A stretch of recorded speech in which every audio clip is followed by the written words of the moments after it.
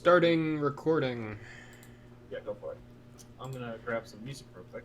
Royalty-free background. I'm gonna suffer in silence Actually, because I can just use Skyrim music. That's easy. I know that's royalty.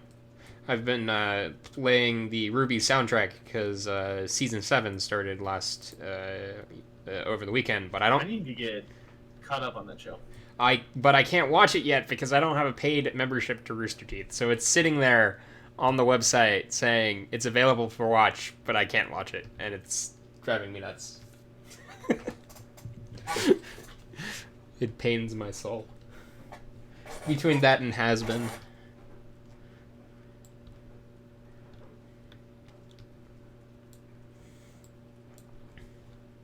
Alright. Now I'm starting the live stream. Alright. It is started, so now I need to copy the link and post it on Discord. And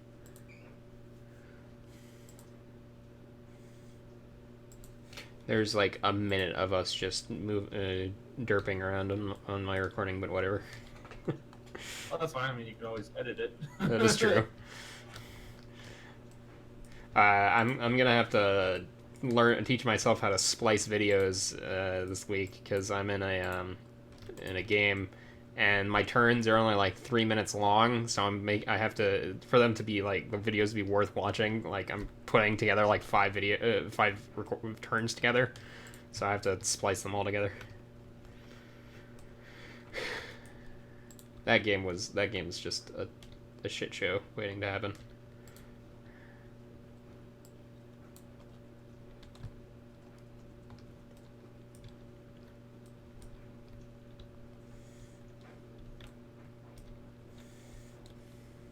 I'm looking at the Arc Revenant model and just wondering how the hell does the Zephyr Spite ever stab someone with its tail where it's sitting on the Revenant?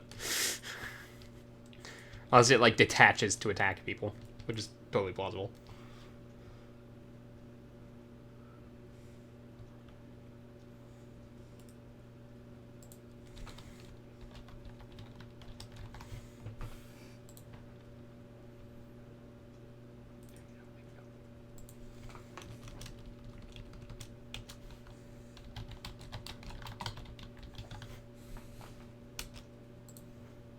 Okay.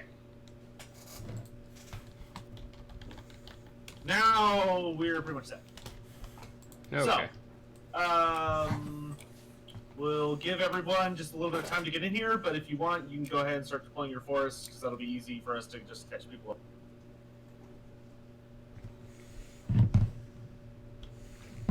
Okay, so it has to be Hello, everyone in chat. Has to be 1 inch away from terrain pieces, but 6 inches away from objectives. I cannot wait. Ah, damn it.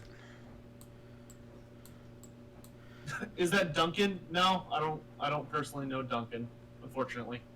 We wish Duncan would show up on these streams. I will get to meet Duncan before the end of this year, because he's coming down for an event. Oh, that's really cool. Citadel. Who the heck is Duncan? Misha, how dare you? Duncan is the one true lord of painting. Yeah, I was going to say, you don't know the magnificent paint god?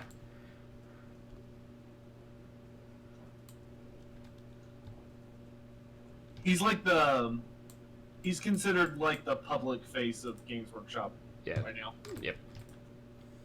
He's super nice. Yeah, he's a really cool guy. Alright, forest is deployed. Okay, so remind me what I need to know. What's the TLDR, everything for the... What are the new rules for the Savant Wildwood? It no longer kills you if you charge into it, but it does beat the shit out of you a lot more frequently.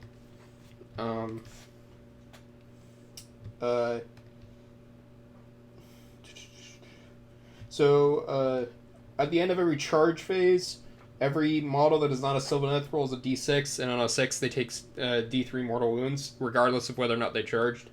And every time there is a spell cast within 6 inches of a wizard of the Wildwood that does not have this. Let me.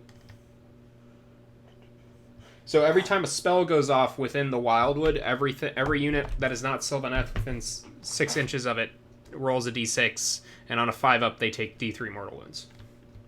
Okay, so so what I need to worry about is if a spell is cast near it, then is it if a spell is cast near it, or if any spell is cast on the table, everyone near it takes damage? Whenever a spell is cast by a wizard near it.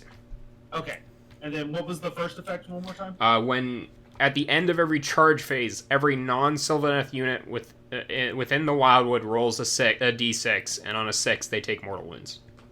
Okay, cool. All right, so people are still kind of coming in, but we'll go ahead and get started with deployment, and then once deployment is finished, we'll explain the objective. Well, I'll go ahead and tell you the scenario just so we know for deployment real quick. Yep. So we will roll off. Player that wins the roll off chooses which side of the table. Though we're already kind of committed on that. Yeah. The person that wins the roll off. The person that wins the roll off deploys first. Okay. So I rolled a 5.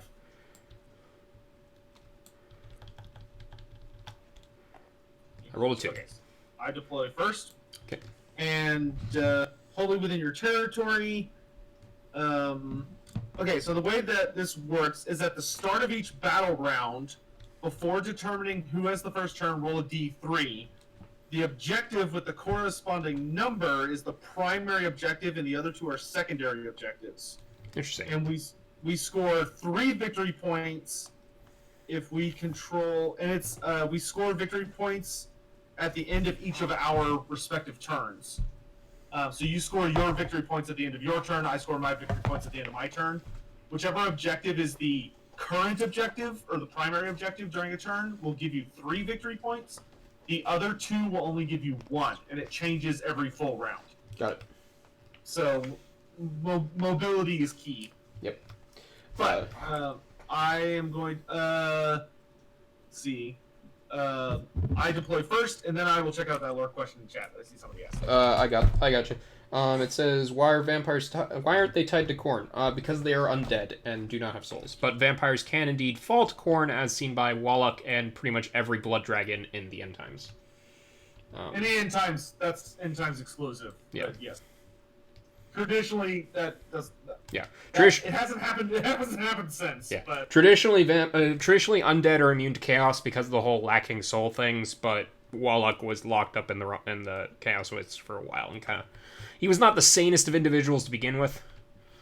Yeah, and that was a major component of the end times. Is we started seeing a lot of chaos corrupted undead, which was exclusive to the end times and was kind of weird. But the TLDR is that undead don't have souls, so the dark gods, they're pretty much useless. Like they can't do anything. Except Nagash, who is Slanesh's favorite. Right, but they'd like to just kill Nagash if they could get away with it. Yeah, but other than Slanesh, who just wishes Nagash would learn how to party. Yeah, I know. Slanesh is like, Nagash would be my greatest champion if only he could learn to chill out. Alright, so I'm going to start by deploying a unit of Spirit Hosts. So I'm going to date myself here, because I can't remember if this is still a roll or not. If I brought a War Scroll, does the War Scroll all deploy together still? Okay. War Scroll all deploy at the same time. So the War Scroll I brought is a household. Okay. And it comprises of the Tree Lord that is marked, all 3 Tree Revenants units, and the Branch Witch. And so yeah, when one of them goes out, the entire battalion has to go out. Okay. I wish the Nighthaunts had good battalions, but unfortunately, since they were one of the first second edition armies, their battalions. All my battalions are just sort of ported over from first edition in varying degrees of usefulness. The household's pretty okay, but very niche. It's super cheap, but what the ability is units in the household can stop you from retreating. And be sure when you're talking, Foul, to leave your button on longer than you think you need to, because will cut yourself off. Yep. Yeah. So, The problem with the Nighthaunts is that like they don't have, but like they have an okay amount of battalions, but they're all really expensive and they take a shitload of models. yeah. I'm throwing down the first hunter unit. Mad Boogie, the reason that a lot of people consider, like, why Slaanesh likes Nagash, whereas all the other gods hate him, is because Slaanesh is... You have to remember that Slaanesh is more about being a god of excess than he is being a god of sex, drugs, and rock and roll. Like, excess is his real calling. And so Nagash has, like, a absurd excess of pride. Nagash is literally, like, considered one of the most prideful beings in existence. So Slaanesh like really digs that level of confidence. Yeah. Same with Neferata. The Neferata gets it also from the sex angle. Hunters are down. Back Okay. to you. Do you want to go over our lists after we're done deploying? Yeah, we'll do it after deployment. So let's do.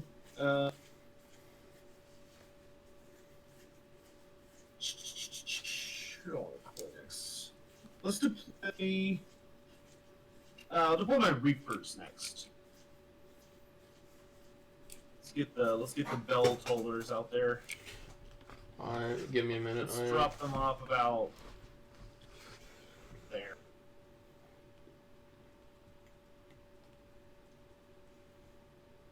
I'm trying to decide if I want to set people up in the enclaves, but nah, it's not really worth it because my Wildwood's kind of already in my deployment zone.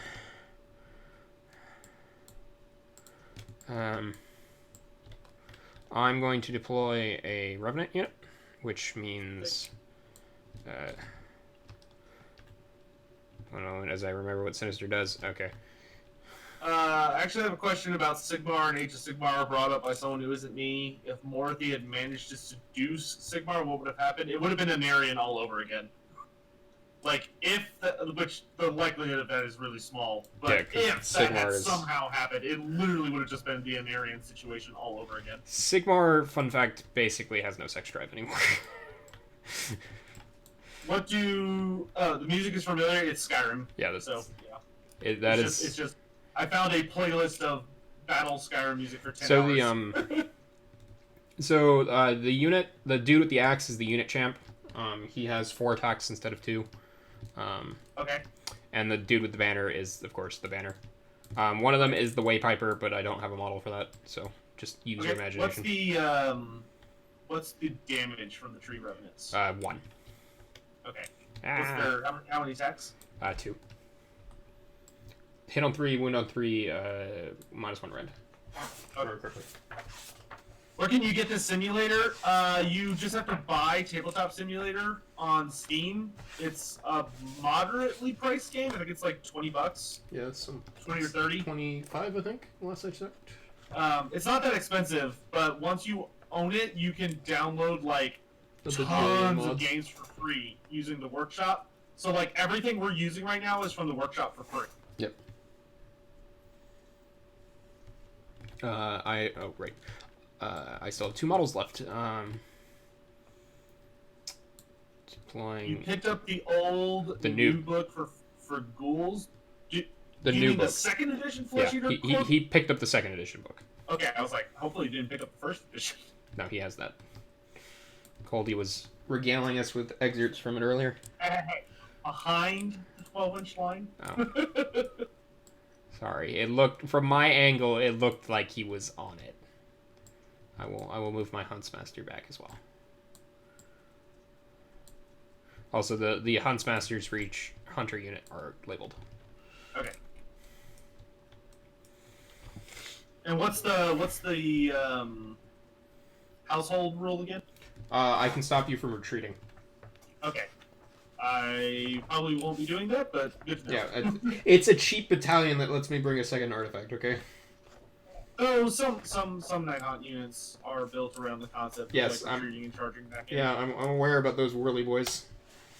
Let's do... And, except for the hunters. So all the tree revenants, Branch Witch, and that one Tree Lord is... Okay, they're all household. Yeah. Okay. Alright, let's throw down another unit of Spirit Hosts. Okay. Infinite Spirit Hosts! That's my thought on that. I wanted to have one big unit of 6, but I couldn't work it out points-wise. I'm glad.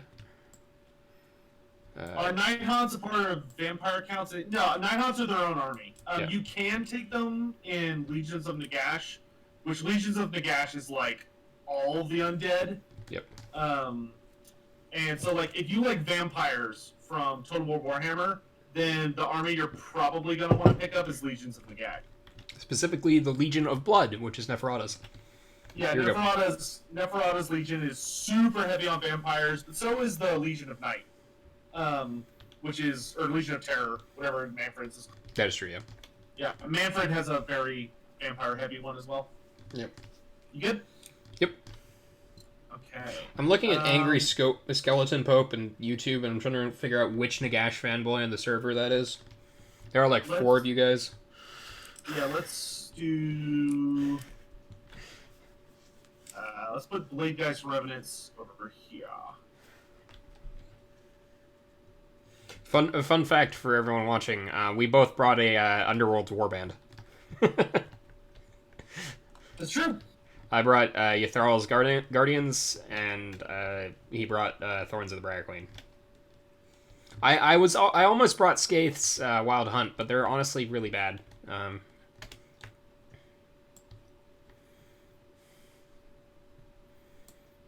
So many tree daddies. I know, right? There's a reason I brought them.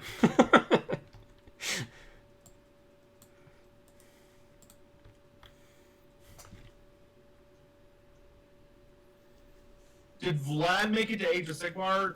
I do not believe so. We haven't seen it. Kinda, sorta, not really. Manfred did make an attempt to bring back Vlad, Conrad, and Isabella to... there's a fake Vlad. Yeah, he tried to bring them back to prove that he was the greater person out of all of them, and then realized it just wasn't worth it, and that's why he just kind of fucked off and abandoned his home kingdom to just wander around the human kingdoms. The TLDR is no. Yeah. Good. Alright, so you put down another Tree Lord. Yep. I'm gonna throw down my Spirit Torment. Okay. Just need to have him within 12 of those guys. Alright. Arc Revenant is gonna be over here with her buddies. Okay. So my general is real quick. My list here. I wanted to bring a Night Shroud, so I just didn't have the points for it. My general is the Guardian of Souls with the Nightmare Lantern, which is this guy. The Arc Revenant is my general. The non-monocolor dude is your general? Yes. Yeah, the one that's colored all blue, he is also Guardian of Souls, but he has the Mortality class. I was just talking to him about that, Coldridge, before the stream started. And then Yatharl and her Guardians. Yeah, we could start Path to Glory, and if we have enough people on the server that are playing TTS Age of Sigmar, we could start a Realm of Actually campaign. Yeah, that would be fun. Those are supposed to be pretty fun. Okay, that is all of my units deployed. Okay, so that means you will get the first turn, I think, unless I steal initiative. I don't know if stealing initiative is even a thing in AoS. I don't think it is, because of the whole rolling for right. battle rounds. Yeah. Okay, so I'm gonna put Mortality Glass Bro. Let's put him back here. The Briar Queen is gonna go here, and the Thorns of the Briar Queen are gonna go here, because they are absolutely useless. They're just free. Yeah. The three Yathari, I can't remember if it's Yathari or Yatharl. Her bros are kinda pointless, Just because in game they're just 3 standard tree revenants, so they're 1 wound each. And I'm going to put my black coach there. All right. So shall we go over the? Yeah. So now we're going to go over army lists, rules, and all that other shit. So we'll start with the army list. I'll go. So the guy. So for my characters, the guy in blue, the weird color dude, is the Guardian Souls with Mortality class. Mortality class gives him a unique spell called Temporal Translocation, which basically allows me to, if I... Teleport?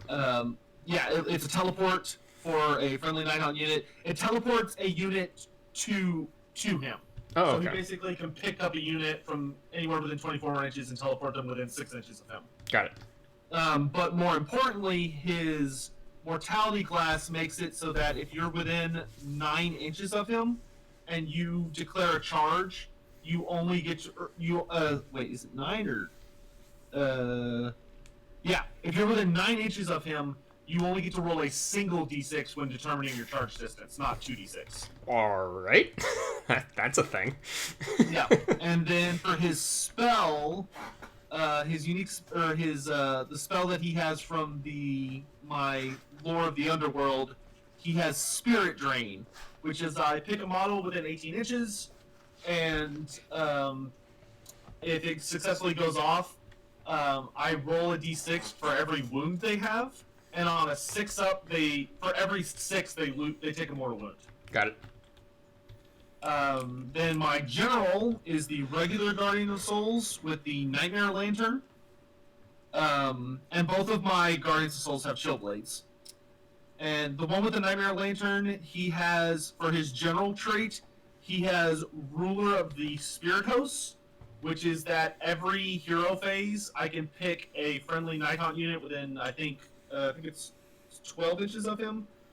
Let me double check. No, it's 9 inches. So he picks a friendly unit within 9 inches and returns D3 slain models, as long as they're a summonable unit. Okay. And that's just a guaranteed resurrection. Got it. And for his spell, he has a spell called Spectral Tether, which Spectral Tether is basically just a specialized heal for characters. Got it. And then for his item, because my guys are from the Realm of Shadow or the Realm of Olgu, he has what's called the Talisman of the Watcher. And the Talisman of the Watcher... if I can find it here. Where is it? Talisman. There it is. Talisman of the Watcher makes it so if my Guardian of Souls is not within 3 inches of an enemy unit, I can pick a friendly unit within 9 inches at the start of the combat phase, and that unit gets to reroll all ones when rolling their saves. So I basically get a free Mystic Shield. Okay. Then I've got a Spirit Torment, who's another character. Nothing special on him. Then I've got the Briar Queen, who for her spells, she has Shade Mist, which Shade Mist is a spell that makes a unit... I pick a friendly unit, and it gives that unit +1 to be... or -1 to be wounded, so okay. They're harder to wound. Got it. And she also has a unique spell called Howling Vortex, which is that she picks a point on the field. I roll some dice. I roll like 2d6, and if she hits you with like the echo, you take a mortal. Or I roll 2d6 against your movement, and if she hits, if I roll higher than your movement, you take a mortal wound, and your movement is halved. Okay, that's pretty nice. Outside of that, I have a black coach over here on the side. It's my behemoth. Then for my core units, I have 2 units of Spirit Hosts and the Grimghast Reapers. And then the Thorns of the Briar Queen are just some chain rasps that follow the Briar Queen. And then last but not least, I have the Spin to Win Blade Dice Reapers. Yep. Okay. Revenants. So, my army is... I don't have a realm because I don't have those rolls, and I really need to get those. But I do have a glade. I am the I am Heartwood, which means I have a bunch of rolls. First off, I have Courage for Kurnoth, which means that every unit within 12 It's 12 or 18 inches of... within 12 inches, one of my heroes gets +1 bravery. I have a army-wide command ability not tied to any commander. It is called Lord of the Hunt. I pick a unit within 12 inches of one of my heroes, and I reroll all hit and wound rolls of 1 for attacks made against them. I'll get to my other stuff when I get to the characters carrying them. I have Ethereal. Let me pull up her war scroll real quick. You can hear this on my video, but I'm like flipping through my book right here. The joys of having like a physical book. Yeah.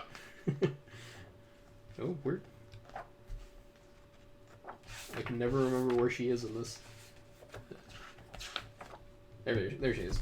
After all the brand switches and stuff, she has Vigor and Wrath, which means she rerolls all wound rolls of 1 for attacks she makes. Okay. And then she has the Reaping, which is I pick a unit within 12 and I roll 6 dice, and for every 5 up, it's a mortal wound, and she can cast and unbind 1 spell per turn. Then I have a Branch Witch who is carrying the Heartwood artifact, which is the Horn of the Consort, giving. Give me 1 second. I need to grab something. Okay. Yes, Mad Wookie. Sylvaneth are their own faction. That is the faction I play.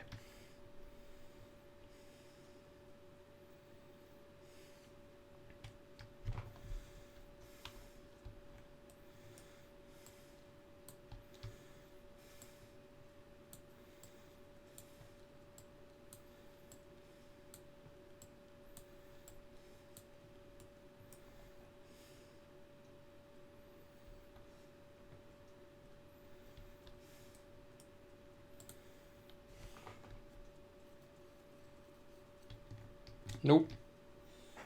No, there are not tree elves. The Wanderers are their own faction. The Wanderers, which are the old Wood Elves, are their own faction. They are part of Cities of Sigmar. The Sylvaneth do, though, have... are actually allied with the Ideneth, which are the Sea Elves, which are the other army I play. And they also... they actually have alliances with the Dwarves, funnily enough.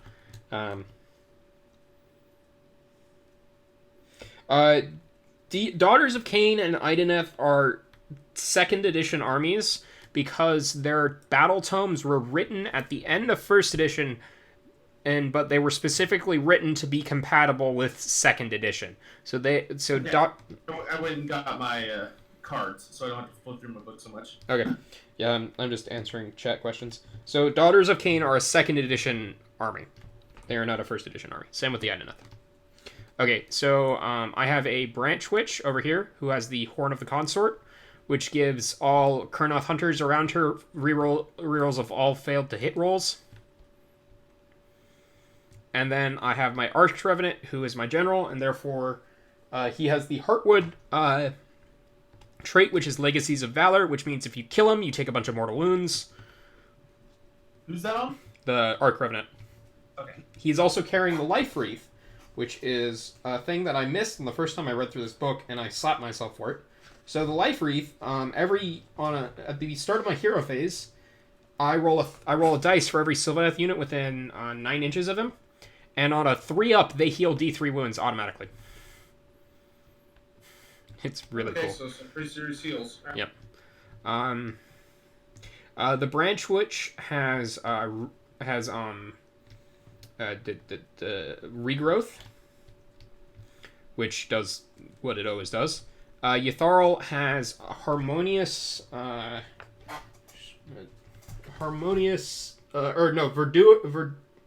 Verdurous Harmony, which basically means green harmony, for those wondering, which resurrects models. It's like regrowth, except for instead of resurrecting, it just brings people back.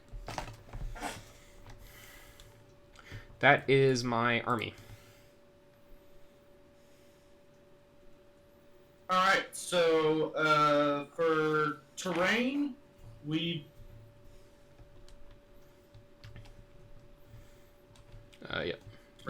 There we go. we've got a couple of just random things here. So we've got a mystical peasant house. Yeah. Back here we got a sinister hill. Over here we have a mystical hill. We have a set of fence posts that are arcane for some reason. Yep. And then there is a damned peasant house behind this river. And over here, this arcane ruined arch is sinister. Oh yeah. And then one thing we need to do real quick is roll to see what our realm feature is. So right. I'll go ahead and roll that. We're fighting in the realm of light. And we got Gleaming Vista. This realm feature has no effect. So it doesn't do anything, but we do have access. All of our wizards have access to Faw's Protection, which is a -1 to hit rolls against the unit that we target. And we all have access to the realm command Strike Quickly, which is pick a friendly unit within 3 inches of a hero or 12 inches of a general, and 3 inches of an enemy, and that unit gets to fight immediately instead of waiting until their turn in the combat phase. Cool. Also, I start with the command point because I brought a War Scroll Battalion. You start with the yes. Which was fun figuring out. We just get a command point every round. Oh, we have the counters over here. Oh yeah. That's what they're there for. So, oh yeah, and then the. Got my eyes. There we go. Much better. For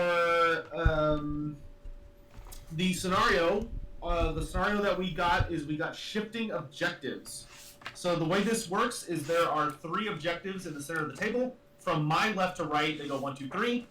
And what happens is at the start of every battle round, we roll a d3 to see which objective is the primary objective. And that's the one you want to claim, because it's worth 3 points at the end of your turn, while the other 2 are only worth 1 point. And it changes every battle round. So, it's kind of... It's worth controlling as many objectives as you can, but obviously controlling the big bad one is better. Oh, and the last thing I forgot about my army is that I do have the Chronomantic Cogs Endless spell, which will come up very quick. Alright, I don't think there's anything else we need to worry about. Nope, so I get to pick who goes first. Yes, you finish deploying first, you get to choose who goes first. It's been a while. Remind me, do you have any, actual ranged attacks? I do. They're not super long range. You go first. Well, yeah, so just so we're on the same page, I have the Briar Queen has a 10-inch scream attack, and the Black Coach has a 10-inch Wraith Grab attack. My only shooting is the Tree Lords and the Yatharals.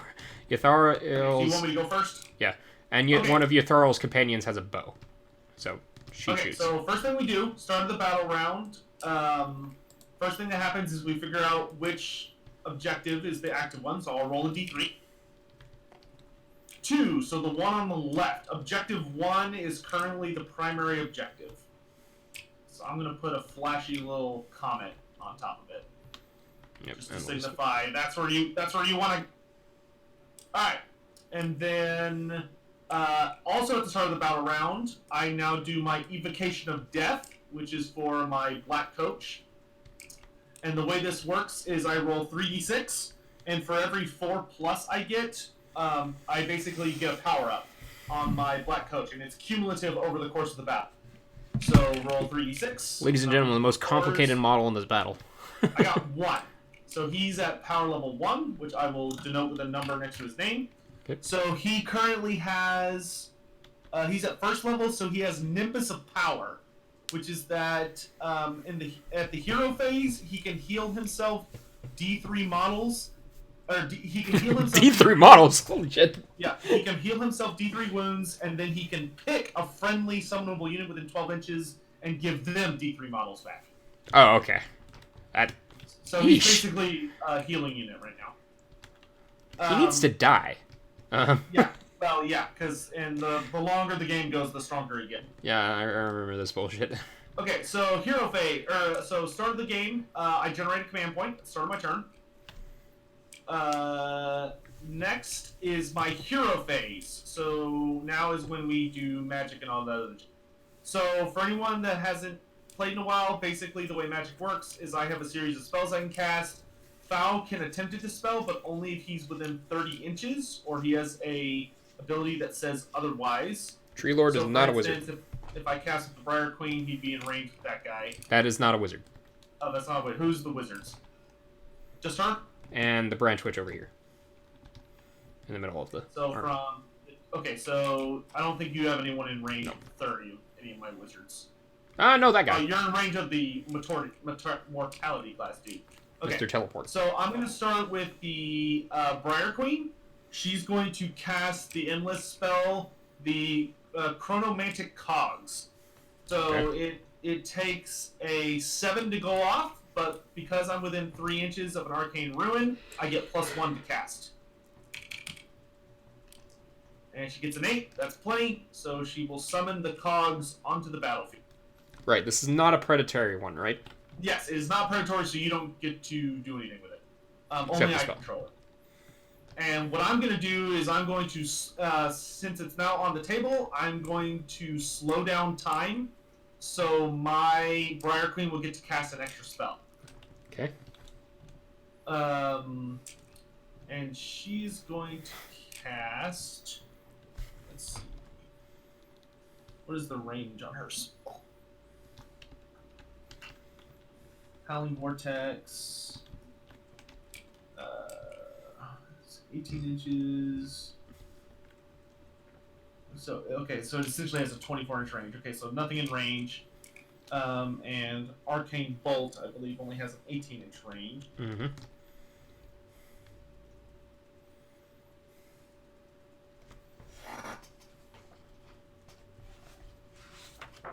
So, not going to cast any of those spells. She's going to start with... she's going to throw a Mystic Shield on the Black Coat. 5? I think that's what it needs to go off.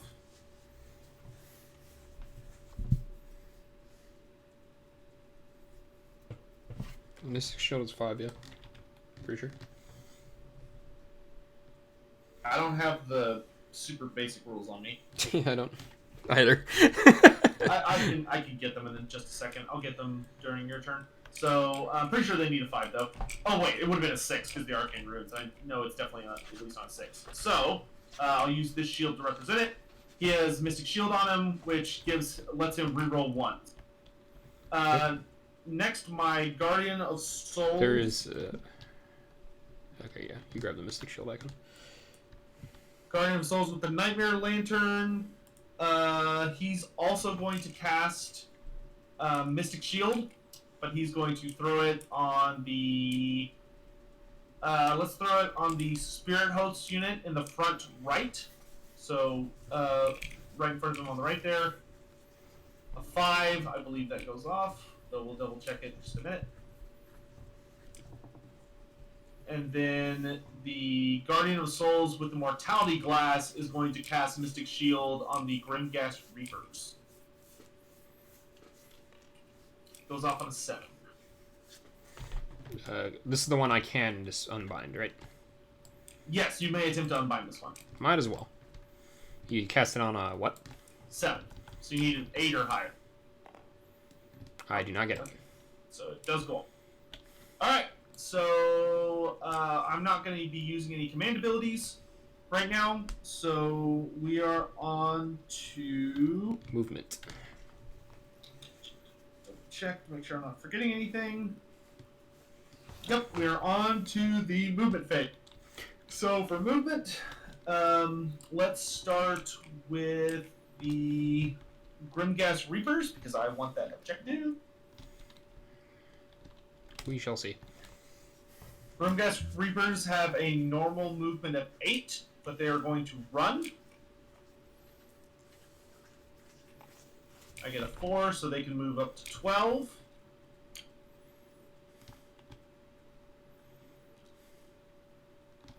Okay. The Guardian of Souls with the Mortality Glass is also going to run after. No, Cat, you can... I believe Mystic Shield and Arcane Bolt you can cast multiple times. They are specifically exemptions. You know what? No, I think she's right. Oh, okay. I think you can only cast it once. Fair enough. Now that you mention it. Oh, right. They changed that going into second. Yeah, because there are specific wizards who have the ability because Nagash has the specific role that he can spam cast Arcane so Bolt. I'll only have that on the Black Coach then. Okay. There's no other spells that would have been useful to catch. Good catch, Cat. Alright, Guardian of Souls got a 1, so he's normally moving 6, so he can move up to 7. So he's gonna move there. Thorns of the Briar Queen are also going to run. They have a movement of 6 normally. You get a 2, so they can move up to 8.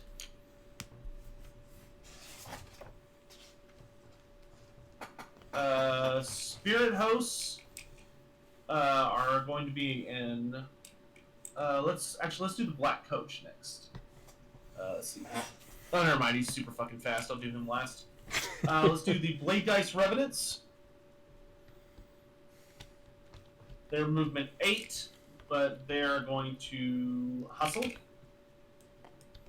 Ooh, a 6. Fancy. So they can move up to 14. What's the movement on your Guardians? The Guardians and Tree Spirits are movement 5. As are the Tree Lord. We're not a fast army. I'm only going to move 12. With the exception of the Arc Revenant, everything's movement 5. Well, and the Branch Witch is 7. Gonna move the Spirit Hosts on the right next. Get a 2. They're normally, and they are movement. They're movement 6, so they can go up to 8.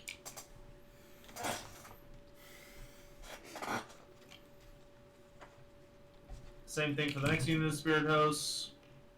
They get a 5, but they're only. Yeah, we'll move 11, so we can get on that objective. Briar Queen is going to move and run. She's moved at 6 normally. She gets a 3, so she can move up to 9.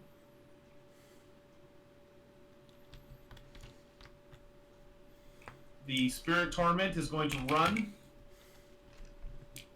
2, so he can move up to 8, I believe. Check. Yep. 8.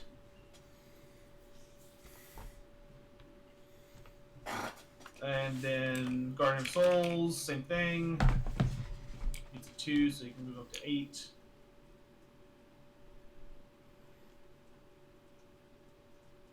And then, last but not least, the Black Coach. So he can move. Right now, he's at full health, so he has a movement of 14 inches. Does he need to run? He does if I don't want to land on the house. I guess I could, since I fly. And wobbly model system syndrome is not a problem when we can lock it down. Yeah, well, and I think he can actually fit pretty snugly on top of it. Yeah. Do I want him to run? Yeah, he'll go ahead and run, because I would rather him be out front. Let me get him back to where he was. There we go. So he's gonna run. It's a 4, so you can move up to 18. That's better. Okay.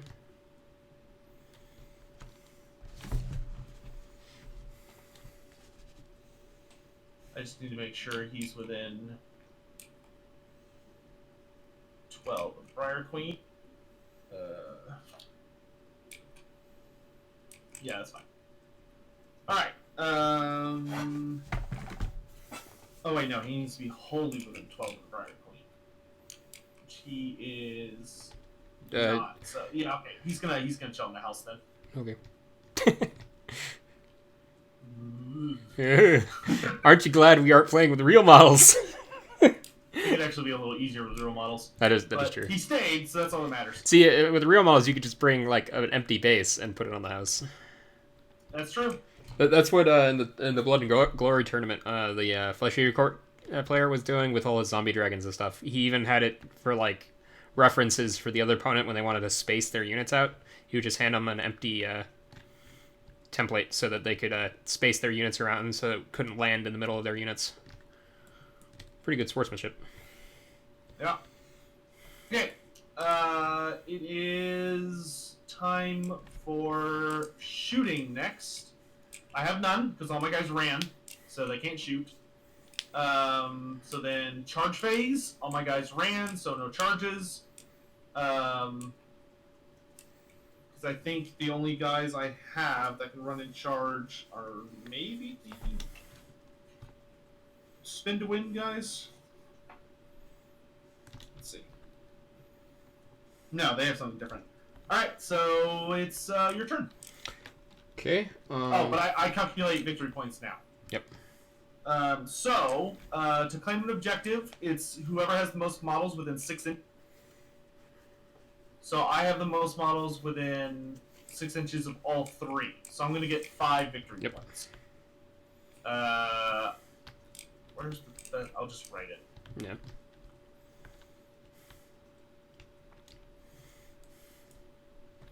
Because unlike our command points, these numbers don't go up and down, or don't go down, so we can just write them on the table.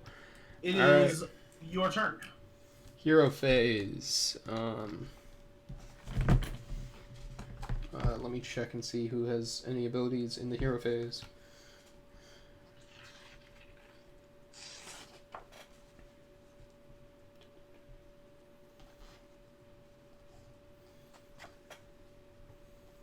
I have a new book, so go easy on me, chat.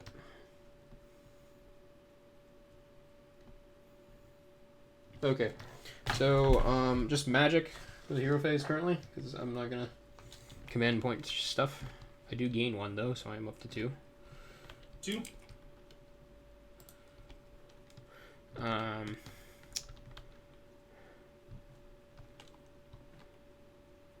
18 inches on arcane bolt, correct? Hold on, let me grab my book. Yeah, I just have to get on my chair to reach it. Does Tabletop Simulator have Warhammer Fantasy? Yes, I believe it does. Let's check. Okay, I'm going to cast... Eutharl is going to cast Mystic Shield on the Tree Lord right next to her.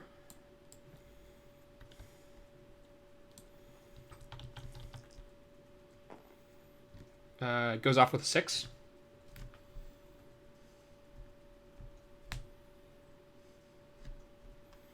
Are you going to try and unbind? Sorry, I was getting my book. Mystic Shield on that Tree Lord. Okay. Rolled a 6. 6. I will try and... Who's casting? Eutharl. Here. Okay, and how many spells can she cast a turn? 1. Okay, I will try and stop it with the Briar Queen. It's the Underworld Warband leader off. Which the Briar Queen, I think she's out of range of the... Yep. Oh, it's 1 inch for Arcane. Okay, so she's out of range for that for sure. So I need a 7. Oh, that means you did not get Arcane Shield, or Mystic Shield off. Because you rolled a 5. I rolled a 5, but what do you need for Mystic 6. Shield? Do you need a 6? Oh, then yeah, it didn't go off on my thing. If you want, you can just put it on the Grimghast or whoever else you were casting it on. Actually, no, wait, because if you fail, you can't cast it again. Never mind. But I failed to stop your spell. Okay, cool. So he has Mystic Shield. And then the Branch Witch is going to cast Arcane Bolt on the Grimghasts.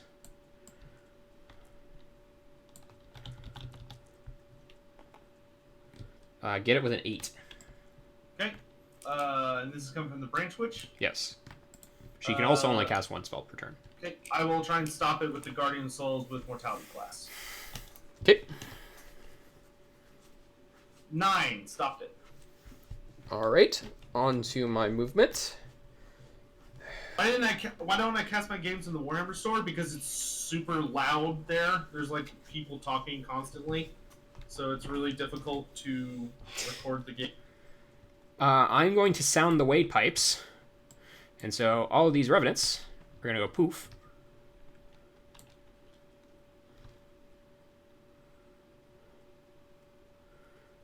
And pop back up over here. Okay. And that counts as their move for that turn. Yes, they can still charge though. Yeah, that's why I said move, not charge. And these guys are also going to do this. Okay, but I'm guessing they have to be at least 9 inches away. Yeah, and your guy being on the tilted like that is making measuring it really weird. Okay, for references, they're just 9 inches away, but the like it's with him being like almost sideways. It's messing with the measurement. Okay. And then the last guys are just gonna chill. So the Tree Lord is going to walk his 5.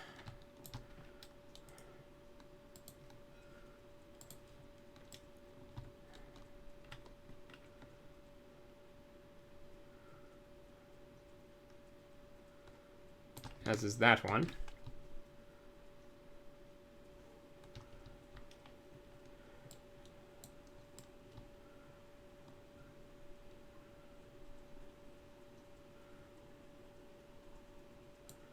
These hunters are going to run now.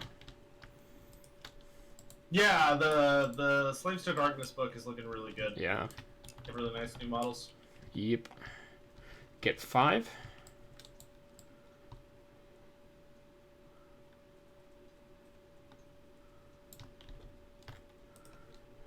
The other hunters are also going to run. They're only...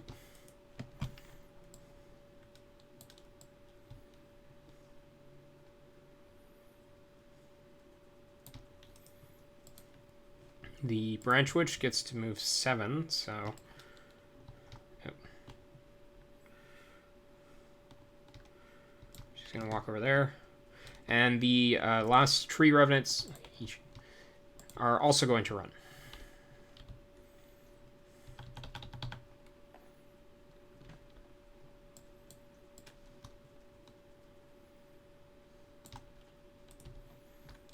And I take the primary objective from you, sir.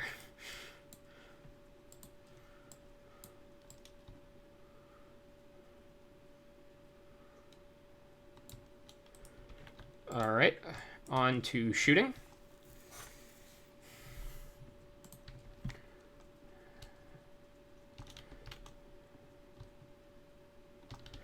The Tree Lord is going to smack that unit of Bladegeists with the Strangle Roots.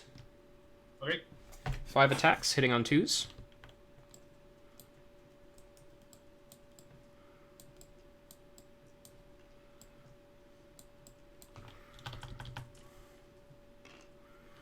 All hit. Okay. Wounding on 3s. 3 wounds to you. Damage 1. Okay. 3 wounds. They have a 4-up save. Because Nighthaunt bullshit. Save 1. And you said it's 1 damage? Yep. Okay, so then they have a 6-up save. Nope, so 2 go down. Awesome. And the other Tree Lord is going to blast the Spirit Hosts. Okay. Same attack. Only hits with 3 though. Which kind of sucks, but, you know. Is what it is. 2 wounds. Okay, 4 up. Save 1, and then I do not have the unit older than 12 because I goofed up their movement, so they'll just take.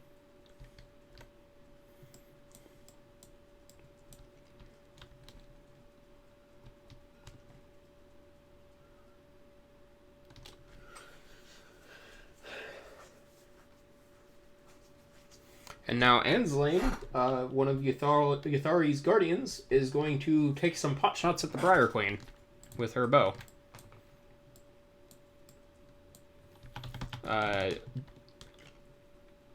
All miss. Okay. Okay. Oh, I forgot to move the Arc Revenant.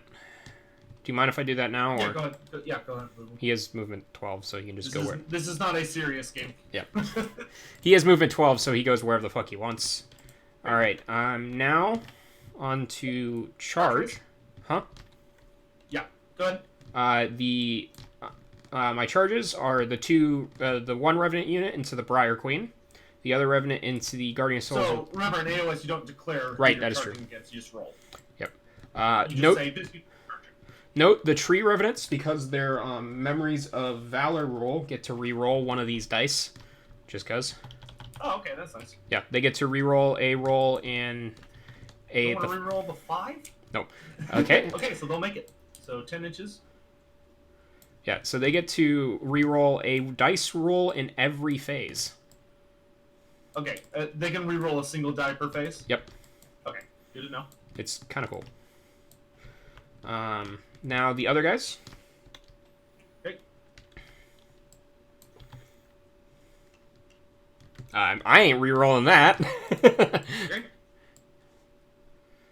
Also, the other rule about the tree revenants is because I have a banner, they pile in 6 inches instead of 3. Okay. All right. So that is. I'm gonna declare a charge with my 2 tree lords. Okay. Who are you rolling with first? The one on the left, or my left. 7. Nope. Okay. The other one, the household one. That's a nope. 3. No, that's a nope. But okay. Well, I got the. Couldn't have rolled those earlier. All right. So, which of your 2 guys is scarier, the Briar Queen or the? The Briar Queen is notably strong. In melee? Okay. Then we will nominate her, the one fighting her, as the one going first. Let me just pull Okay. it up. Okay, so everyone has enchanted blades. Do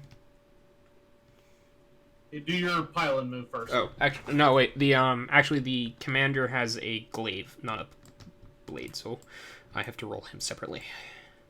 Okay, and do recall if you get within 3 inches of any other enemies, they'll be able to attack as well. Yes, I do recall.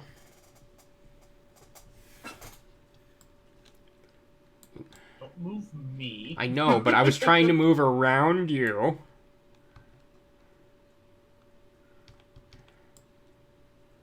How is everybody in chat today, by the way? Still doing okay? I had a wonderful day. I went to visit my friends who had kind of a rough day, and I found out they just had a surprise new puppy today. Aww. They just showed up, and I was like, there are 2 of them now instead of Adorable. just 1. Okay, so I get 2 swings from the glaive of the commander, hitting on 4s.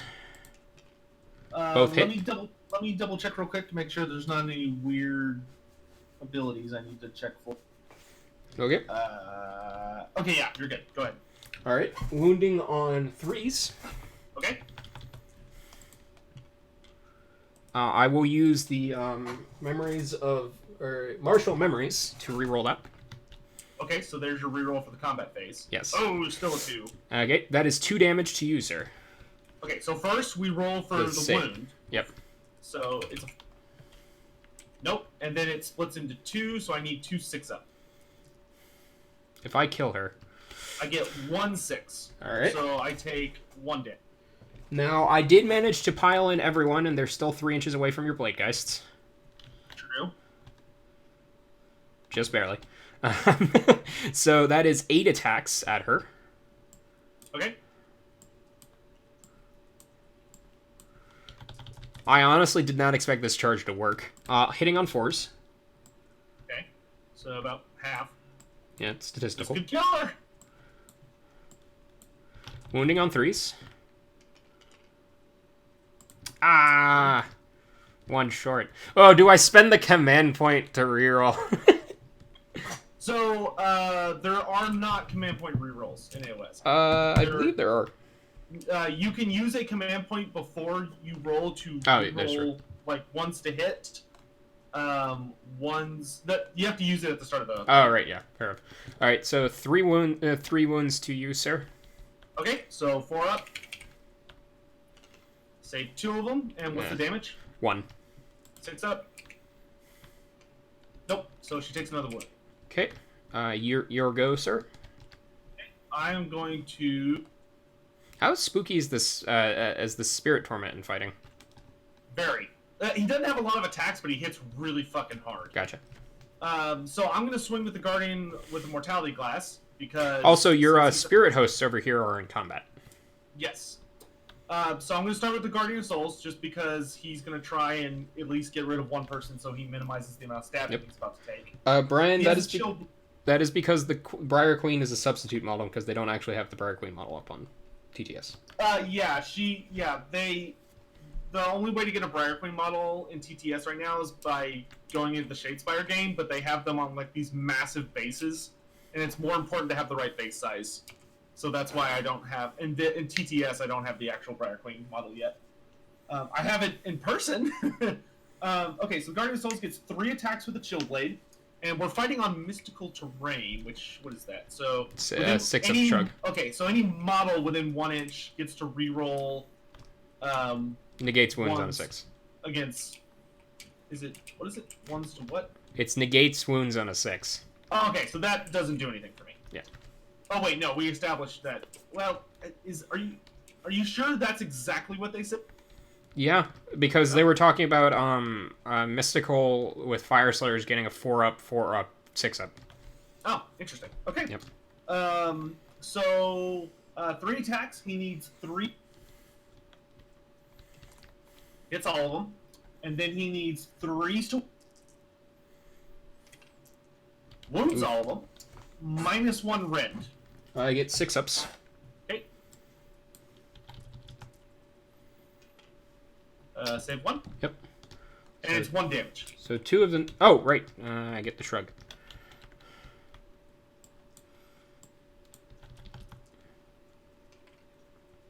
Nope. So 2 go down, leaving precisely the command unit.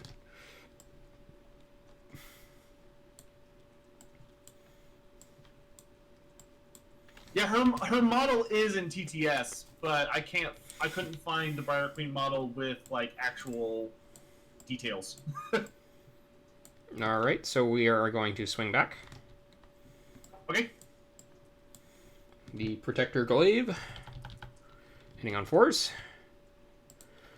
Rerolling. All right. Wounding on 3s. And so every unit of those gets 1 reroll per phase? Yep. 1. Okay. -1 rend, but doesn't matter. 4 up. Nope. And what's the damage? 2. So 6 up. Nope. Takes 2 wounds. Cool. 4 normal attacks coming in. Hitting on 4s.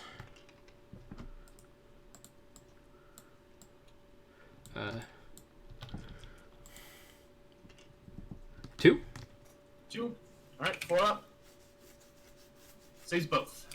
Damn. Well, I made the charges, did not get to kill you. Alright, so my turn to swing back again. Briar Queen will swing back this time. So in close combat, she has the Briar Whip, which is a single attack. It needs 3s to hit. Hits. Also the Spirit Torment. Okay, Spirit Torment buffs my hit rolls, but I hit. And then she needs 3s to wound, I believe. She wounds. It's -2 rend and does D3 damage. That ignores my armor. Okay, so D3. She does 3 wounds. Ow.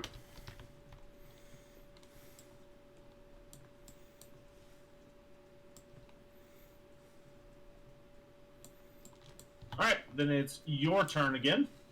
I have no more units in combat. Okay, so I'll swing with the Spirit Torment next. He's already in range, so he's just gonna fling his padlocks. He has 3 attacks that need force to hit. 1 hit. And then he needs 3s to wound. Nothing. And then the Spirit Hosts will pile in. So They get... 3. Yeah. They have a assload of attacks. Yeah, they do. 3. And, like, every 6, it's a mortal wound, because yay. Yep. Yeah, funny enough, they're the monster killers for the Yeah. Nighthaunts. Which is actually why one of the reasons why I charged the Briar Queen, because I was hoping to drag them away from the Tree Lord. Alright, so only 2 of them are within 1 inch. So they have 6 attacks each. They hit on 5s, but 6s are mortal wounds. Okay. And they get to reroll 1s because the Spirit Torment's right there. So that's 2 mortal wounds with 2 rerolls. You killed the unit. Oh, okay. I thought there was 1 more left. Nope. Okay. And that is... See, these guys are... Just out. out. Of 3. So that's it for this battle round. Yep. Do you need to take a bravery check for the tree revenants at the bottom? Nope. Okay. Because they are bravery... Actually, wait. They are bravery 6, so yes, I do. Okay, so they lost 2 guys, so they need... They're fine. good, yep. Alright, so now we roll off to see... Who goes? Oh, your victory. We calculate victory points. I took the thing off of you. Yep, so you have control... within 6 inches, you have 6. 1, 2, 3, 4, 5. I've only got... I have 1, 6. 2, 3. Yep, Yep. so you gain 3 victory points.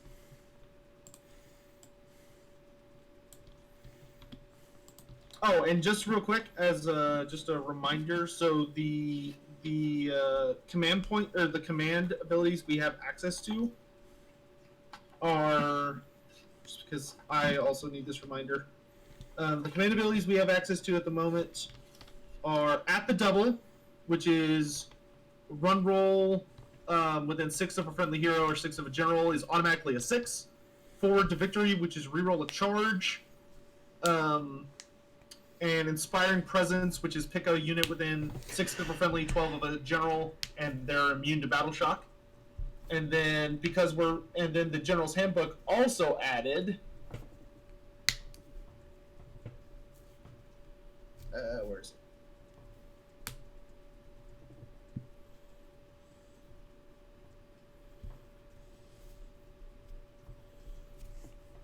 All-out attack, which is start of the combat phase. Pick a friendly unit within 12 of a friendly hero or 18 of a general. Reroll hit rolls of 1. All-out defense, which is the same thing except for they reroll saves of 1. Okay. And volley fire, which is at the start of the shooting phase. Pick a friendly unit within 12 or 18 of the general. Reroll hits of 1 for shooting attacks. Okay. All right. So, yeah, now we roll off to see who gets who decides who goes next. You do. All right, I will take it first. Yeah. So Surprise.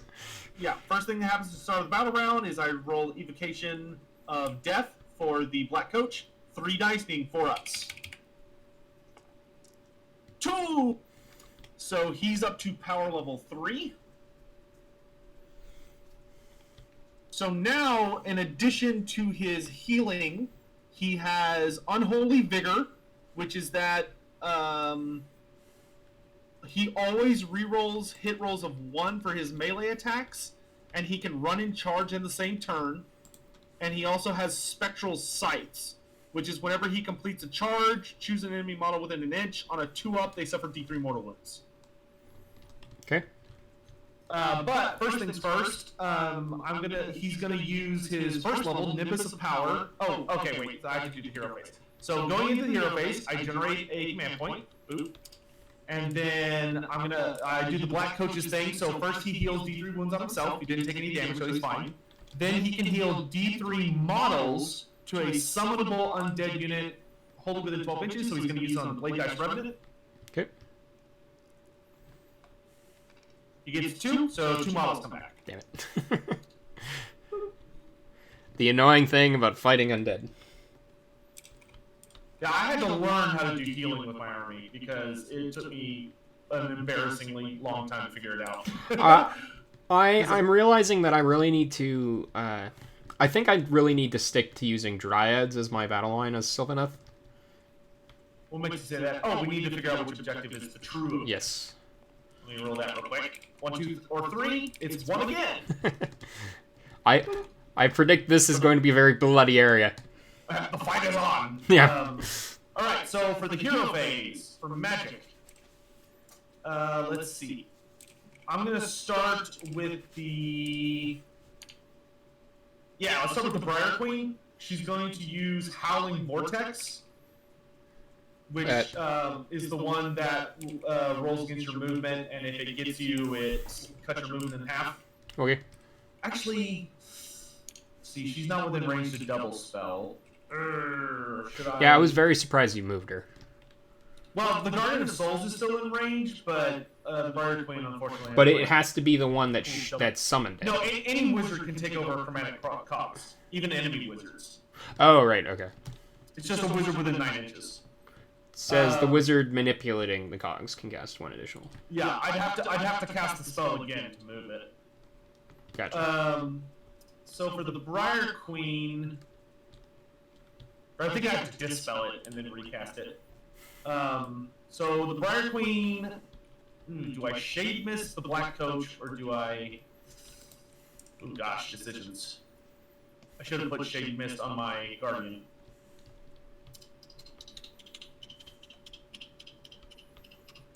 Well, I put myself in kind of a funny position. Let's see, how expensive is Shade Mist?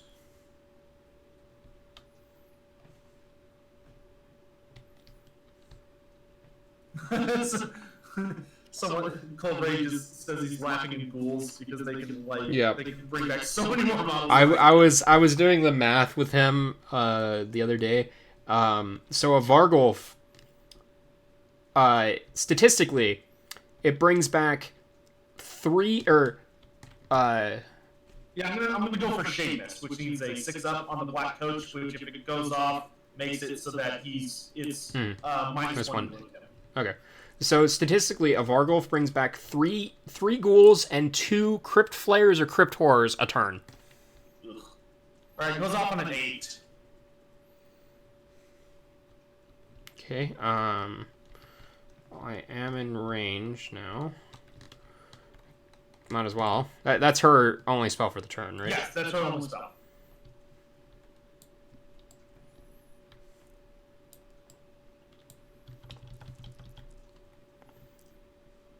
Nope. Okay, so it does go off. So I'm just gonna put. Let's see, for Shade Mist, let's put this flexing dude. Empowered. For the next spell, the Guardian of Souls will cast.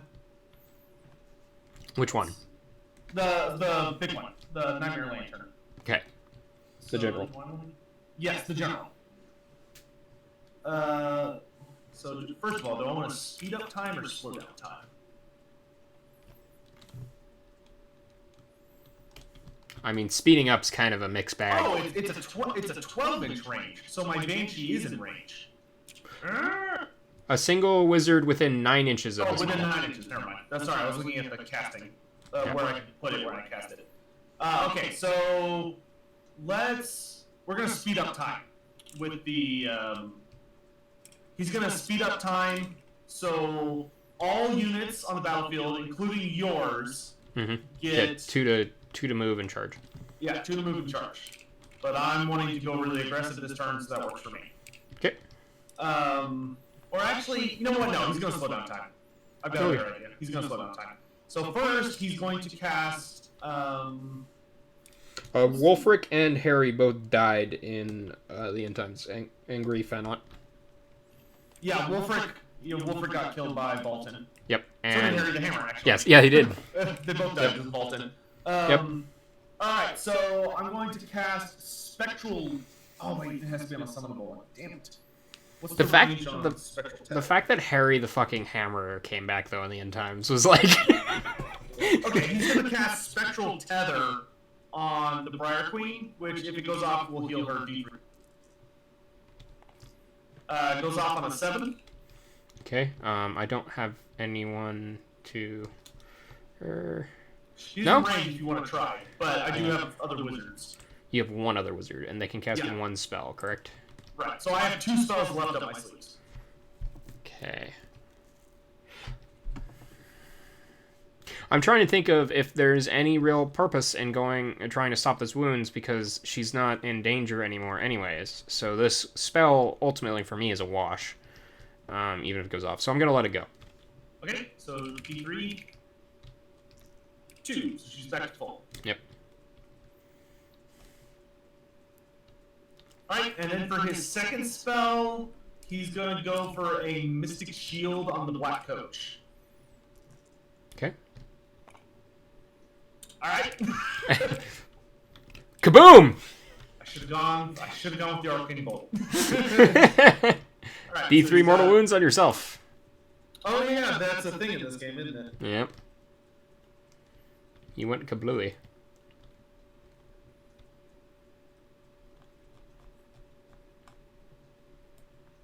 Give me just a second.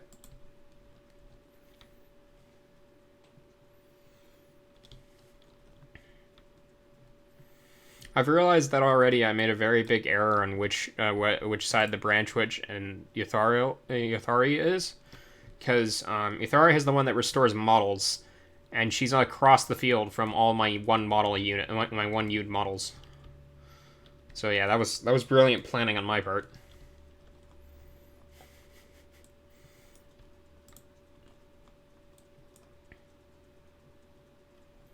Where is the miscast rule? I think it's in the core rules. Because it's not in the spell section. Let me grab my book.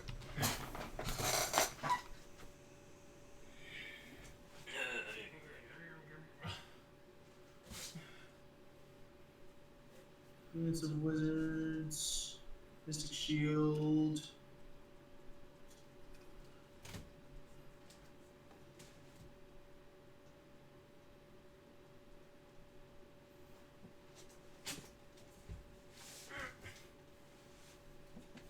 That being said, guys, dying during the end times doesn't necessarily mean jack, because that has happened, and people have come back in.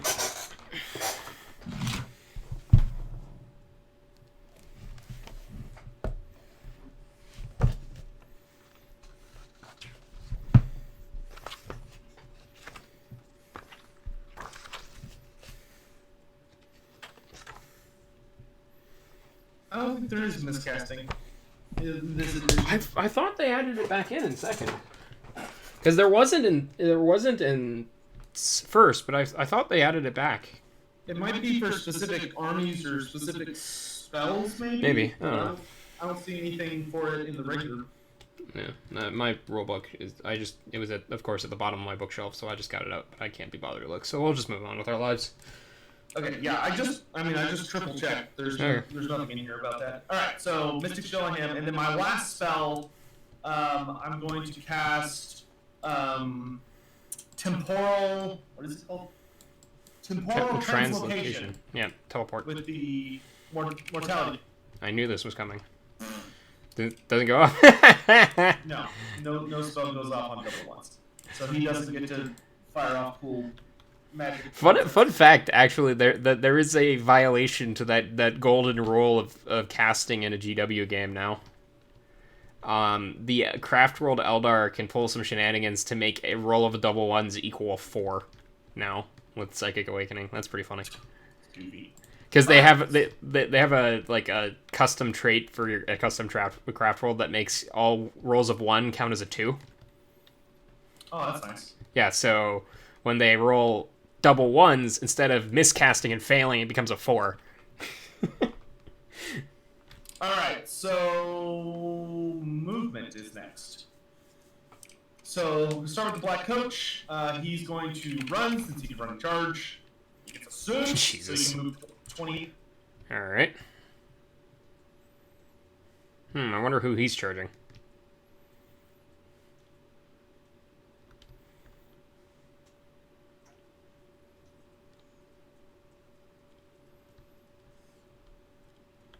Next, I'm going to move the Bladecast Reapers 8 inches. Okay. So they can start spinning to win. Spirit Hosts are going to move 6. Ready? The Briar Queen is going to run. Get a 5, so she can move up to 11, so she's just going to move to the round objective area.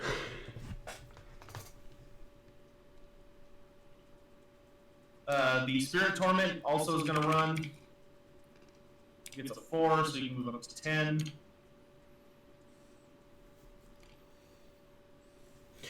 Nate, incorrect. Sigmar died very specifically in the Stormcast book. Dracothian had to bring him back to life. Guardian Souls is going to run a 2, so you can go up to 8. You can have the Mortality Glass guy run away. Oh, that is true. Yeah, that would probably be very smart. Thank you for reminding me of that. No, Cat. I did not do it on my turn because I did not have I was not in range of a spot where I can summon it because Wildwoods have to be 9 inches away from enemy units, 6 inches away from a objective, and 1 inch away from terrain piece. Let's check if I can run as part of a retreat move.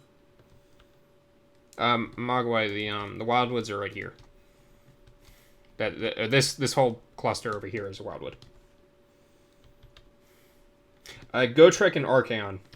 And Kraken Rock, actually.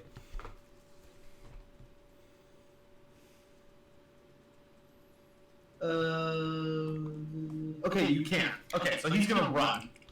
Because he doesn't want to be anywhere near those dudes. Understandable. A 6. he's like, fuck this shit, I'm out. Yeah, so he with a 6 he can move up to 12. I just need to be 7 inches away from you. I want to be 7 inches away. That is. I take it the Thorns of the Briar Queen are gonna dance with the Revenants. No, I'm just gonna leave them behind because Mortality Glass you can only roll 1d6 to charge. So as long as I'm 7 inches away, you cannot physically reach me. No, I can walk forwards towards you and then charge.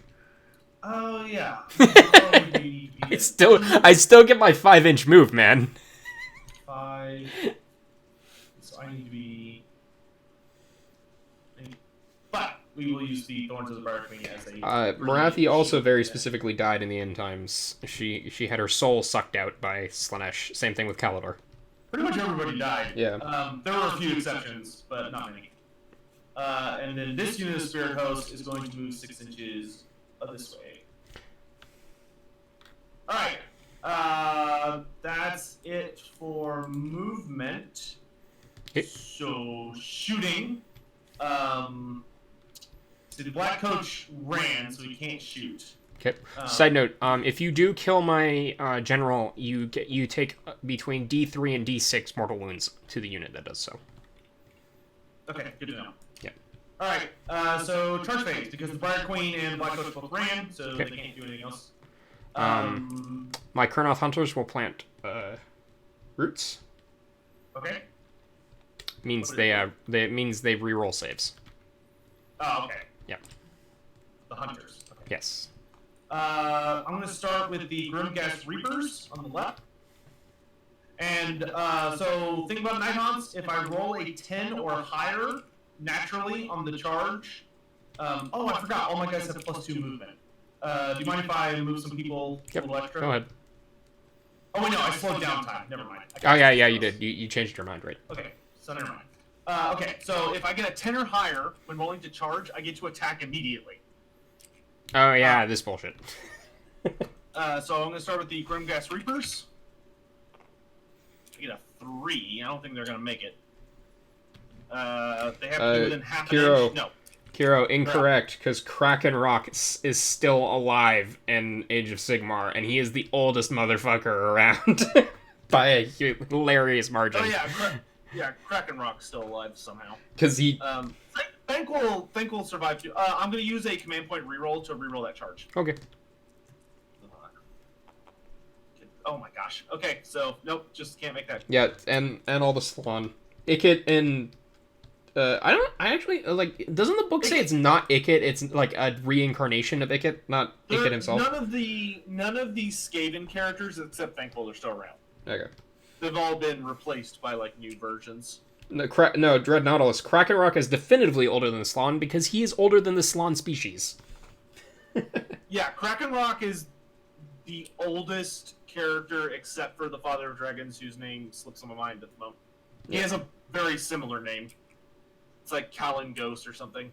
But the Father of Dragons and the Father of Dragon Ogres are the oldest characters we know of in the fantasy universe. The old ones are probably older than them, but the Slaanesh definitely are not, because the Slaanesh created the Slaanesh, or the old ones created the Slaanesh after they got to the planet. And Krakenrock was already fucking old when the old ones showed up.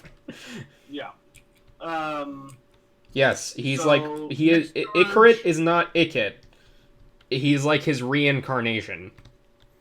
Let's do Spirit Hosts on the left, my left. Closest to the center. They're going to charge. Make an 8. Let's see what my options are.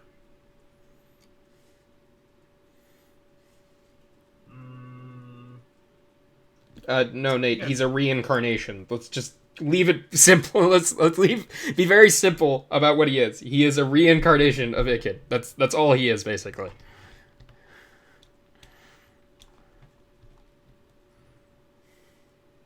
We're gonna go there.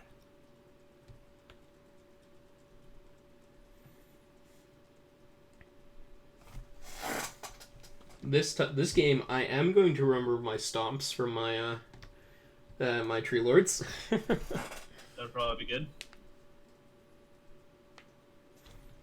Actually, we'll just surround the tree lord. It's gonna be easier. I can try and use the other spirit host. Do you remember that because of my positioning, both tree lords are covering the Arch Revenant? Yeah, that's fine. Next unit of spirit hosts. 4. They're not gonna make anything. Blade Dice Revenants.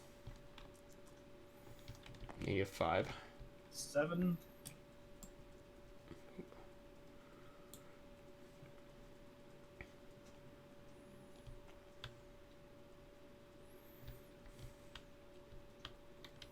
What's the range on that? Blade Dice Revenants have a 1-inch range. Okay, so they do get up. Arch Revenant has a 2-inch range, for the record.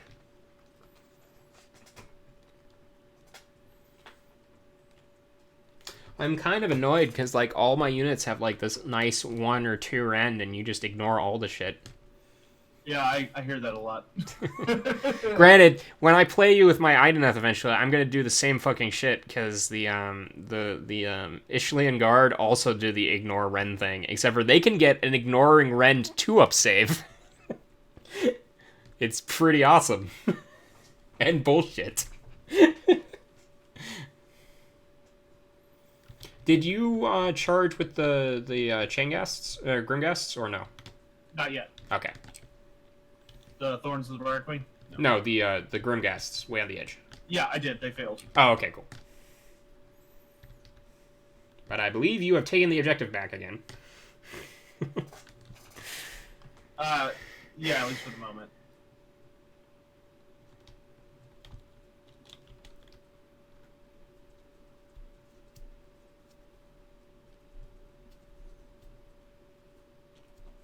Yeah, we don't know how Balthus's encounter with the library ends, so we don't know if he remembers he's Gelt or not. Okay, and now I'm going to charge the Black Coach. Ah, dang, I really needed that, or would have liked that. 9. Okay. So he gets a 6, so he's going to go... And he gets mortal wounds? At the end of his charge move, he rolls a d6. On a 2-up, he does mortal wound. 2, so he does d3 mortal wounds. Okay. 1. On Yuthari? On her unit. Unless she's a separate entity. Yes, she is. Okay, then he'll do it to her. Wait, how many wounds do her guardians have? 1 each. Yeah, we'll do it to her. They're literally tree revenants, which is why they're pointless as a unit. Okay, then yeah, he'll do the mortal wound to her. And then I need to charge the thorns of the Briar Queen. Wait, what's the movement of your tree revenants? 5, you said? 5.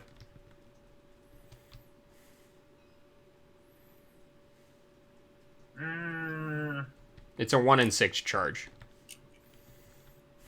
Yeah, we'll go ahead. Oh, you can't move your thorns that fast, close to me. Remember, they have to be 3 inches away. Yes, but I did roll a 4, so... Okay, yeah, we're good. They're just gonna go right there. Cool.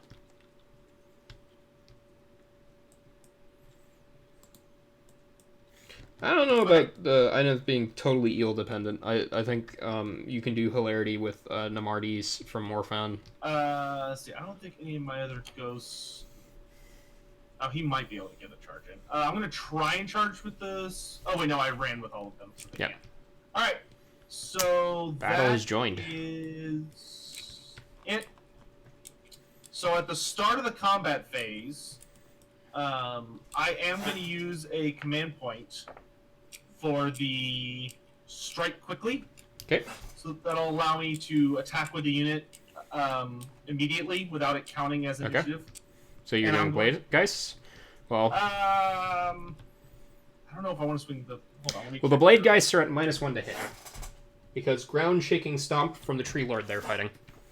Okay. Which also happens at the start. And then the other one on the Spirit Hosts does not go off.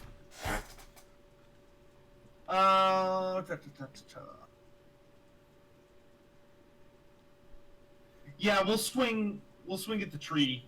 We'll swing the blade guy. Oh wait, no, the blight. No, my bad. Blight. It's not -1 to hit anymore. They now fight last. Oh, okay. Can I cancel that out? Nope. Strike quickly.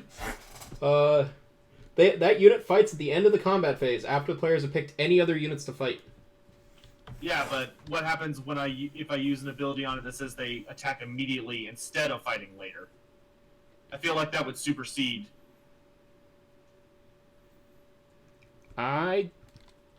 Well, actually, if we did order, it's not they attack first; it's they attack immediately. Yeah, I don't know. I would think the command ability for the Realm of Light would supersede the first one. The unit ability? Maybe.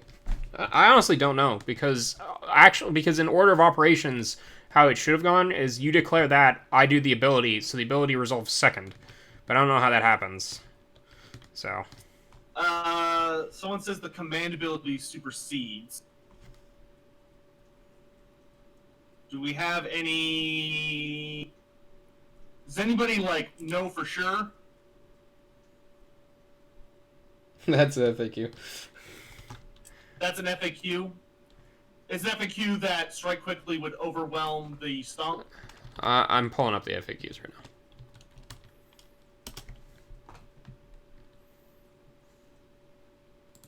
That reminds me I need to have my Nighthaunt FAQ. Yeah, I should be doing that too.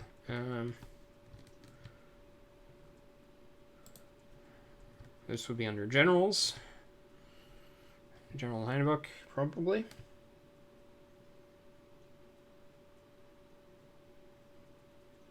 Because people are saying it overrules, it cancels out, so I'm checking the thing.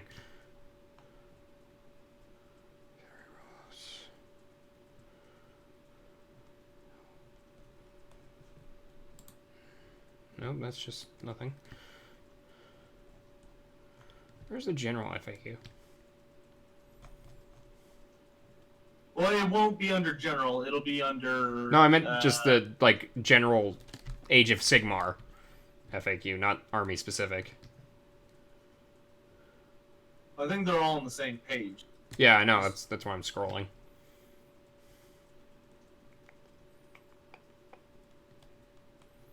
Jesus. All right. I can't find it. It's weird.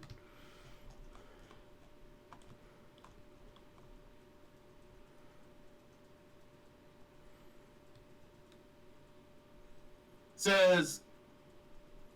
Oh, there's a core rulebook. Gotcha. Okay, I'd be shocked if it wasn't in the rule already.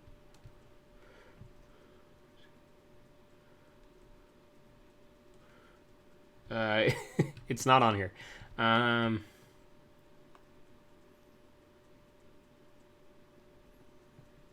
It would probably be in the oh gosh. Malign Portents? Yes. Okay. Probably the designer's comment.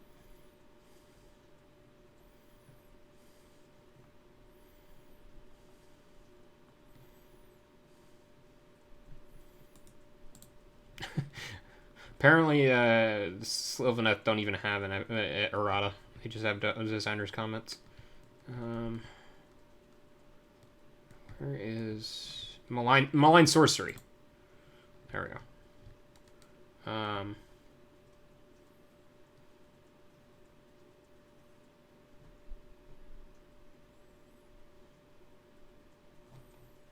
No. When does the stomp happen? At the start of the combat phase. Okay, so in that case, we'll double check. But if we don't find it, what would happen is that they happen at the same time. Yeah. They both happen at the start of the combat phase. And So you would pick the. Since it's my turn, yeah. I would get to choose the order. Yes. So we'll just go with that. All right. So you obviously want them to swing, so the thing will happen second. The stomp will happen second. So yeah, the blade dice will go immediately. Okay. Cool. Ladies and gentlemen, welcome to an integral part of Warhammer, us checking the rulebooks. Yeah, that is the biggest. That has not changed from fantasy. All right, and the good news is they're all within 12 inches of my spirit torment, so that means the blade dice all get to reroll any failed hits. So, however, because they only have a 1-inch range, I have to put 2 of them into the Guardians, and I have to put 1 of them into the Arc Revenant once they all pile in. Okay, and the rest will go into also, I have some other things to declare. The Arc Revenant will be using his shield for defense, so he rerolls saves. How many wounds does he have? 5. Okay. He's a standard character. Alright. So I'm going to go ahead and start collecting the dice I need. Okay. So I get +1 attack since I charged. And they each have 2 attacks. So I'm gonna get 6 attacks against the Guardians. Okay. Who are protecting the named character. Yep. So I'll go ahead and do that first. They need 3s to hit, 3s to wound, -1 rend, and they get rerolls on. So I missed 2 hits, but I do. I am going to activate a command ability. Okay. I am going to activate Lord of the Hunt on the Blade Geists. Okay. So that means all units that are Heartwood, which is my entire army, reroll 1s of hit and wound against them. Okay, cool. Alright. So rerolling these. So I still miss 1. And then 3s again. Okay, I get 3 wounds at -1 rend against the Guardians. Okay, so I get a 6-up. Nope, they are dead. Okay. Now, I'll go ahead and do the Arch Revenant next, just because that requires less dice. Activation so I get 3 ward attacks strike against again. him. It needs 3s to hit with reroll. I'll hit. 3s to wound. No reroll. Oh wait, maybe rerolls. How far away is my Guardian of Souls? Does he need to be within the... here we go, Nightmare Lantern. Okay, no, they're not going to have that. Okay, so, but 3 wounds at -1. Okay, 3 5-ups, rerolling 1s. Okay.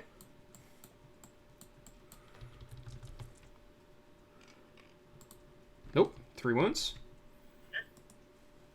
And then against the Tree Lord, it's 3, 6, 9, 12, 15, 18, 21 attacks. Jesus, alright. This is my first time actually using these guys. They're pretty spooky. Yeah, well, I was looking at the Turin really likes looking at tournament builds, and so I was Yeah. looking at the Nighthaunt tournament builds with him, and it's like, oh, everybody is running these. Yeah, I need to look at the tournament builds for Sylvaneth. I bet you there's a lot of maxed size dryads, because maxed size dryads are obnoxious. Alright, I think that's 21. So it's 3, 6, 9, 12, 15, 18, 21. Yep. Alright, so 21 attacks. Mogwai, they do actually update the war scrolls on the website. 3 ups with rerolls.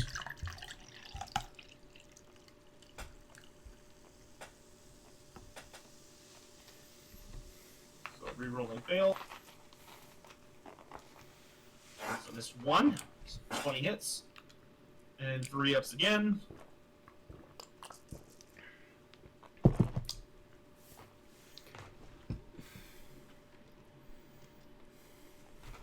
So it's 1, 2, 3, 4, 5, 6, 7, 8, 9, 10, 11, 15 wounds minus 1 on the tree lord. 4 up.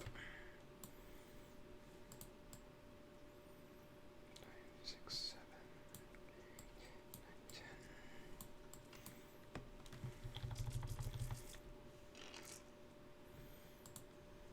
9, 10. Pretty solid roll. A lot of sixes. Yep. If only I was Winterleaf. Winterleaf has a hilarious command ability where every time they roll a 6 or whatever on a save, they do mortal wounds. Oh, yeah, that would be really nice in this case. Yeah. 5 wounds. 5. Okay. And then, if you're not going to activate your last command point to use the light ability, now we go into my first. Okay. So I will activate my Spirit Hosts. Cool. So they'll get 18 attacks.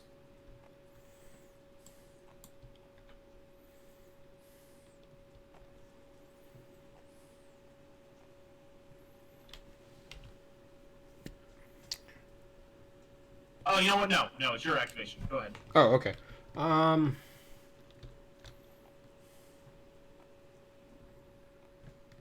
I will activate the Tree Lord fighting the Spirit Hosts. Okay, smart. Yeah. Let's see. I guess I'll do the Impaling, since it's not really super relevant at the moment. Okay. Especially since they nerfed it into Oblivion. Hits on a 3. Wounds on a 2.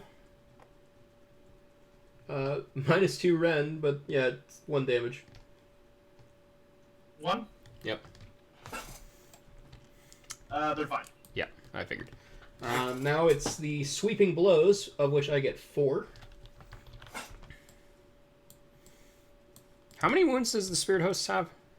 They have 3 each. Okay. Hitting on 3s. Sad base.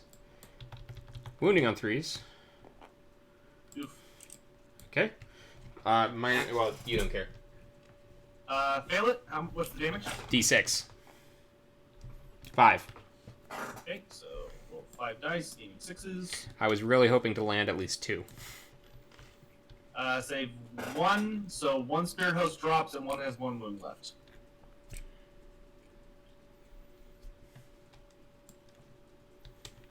Okay. Your turn.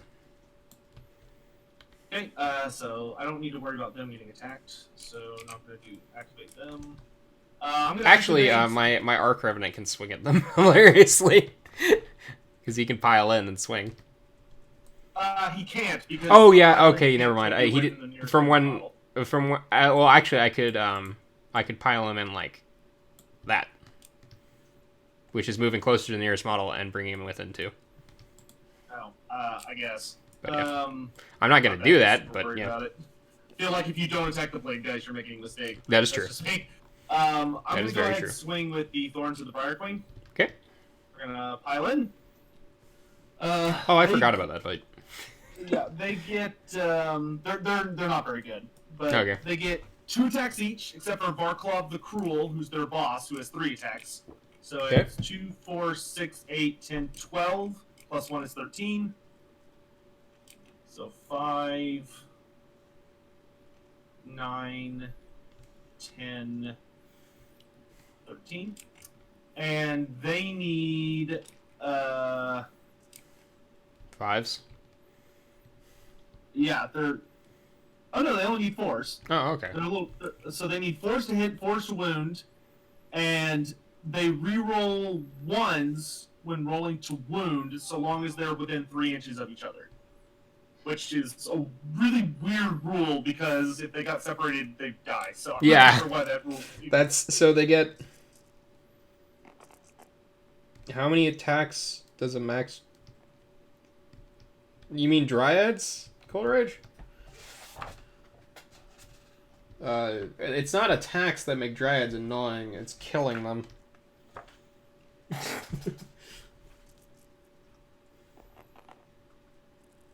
Reroll that. Oh. All right, they do 3 wounds, no rend. Okay, so I get 3 5-ups with my reroll.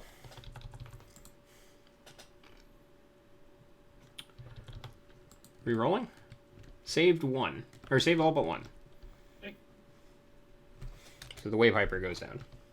Are you sure you want to remove it?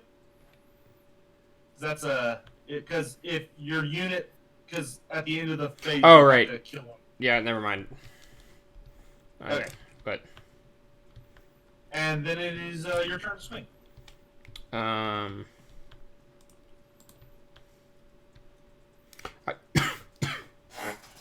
think I'm gonna swing with my other Tree Lord, just because the Authority's not gonna accomplish anything anyways. You did knock me down 2 brackets, which is annoying. Paling Talon hits. Does not wound. Sweeping Blows, healing its 2 now.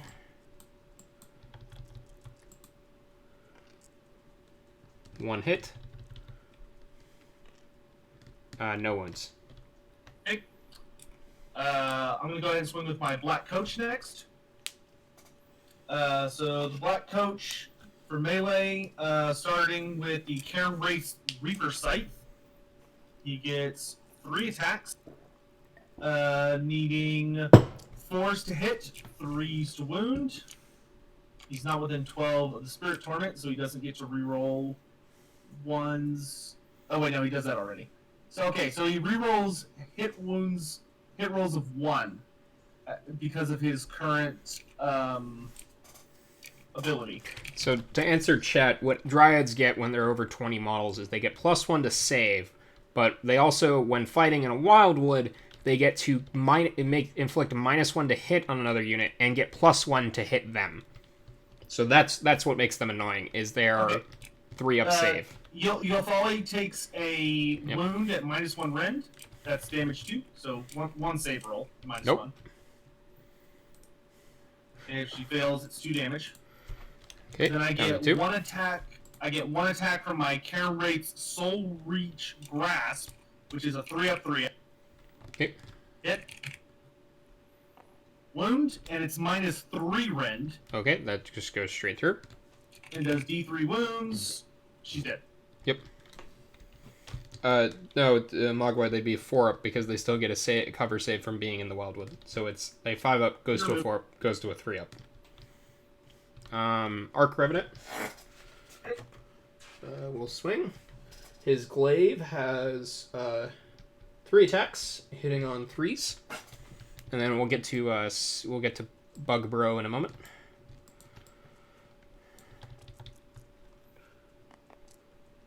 Oh dear. Wounding on 3s.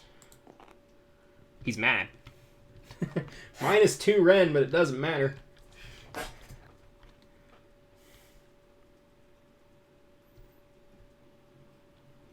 How many wounds? 3. 3. Okay. 3 4-ups. Fill 2. 2 damage. Okay, so Each. 4 dice needing 6s. Nope. 4 are gonna drop. And then Bug Bro.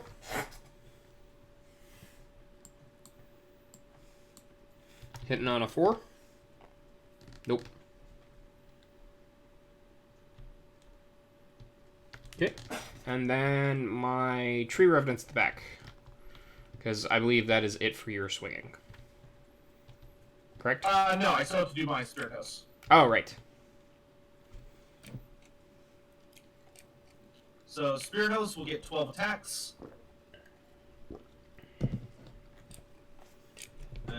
So it's 6, 3, 12.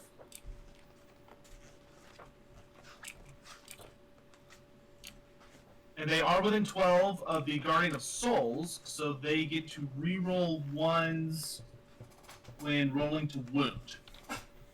So for hits, we need 5s, 6s or mortal wounds going in on the Tree Lord. We get 1 mortal wound, 2 hits, and then these need 4s to wound, rerolling 1s. So 2 wounds at no rend and 1 mortal wound. He takes 2 wounds. Okay. Now it's your turn to swing again. Alright, the Revenants. Glade, hitting on 4s. Wounding on 3s. Doesn't matter. Okay, they only have a 5-up save. Save 1. 2 damage. Then they get 2 6-ups from the missed kill. Save 1. So 1 guy eats it. Okay, the normal dude with his sword. Hits with 1. Oh, god damn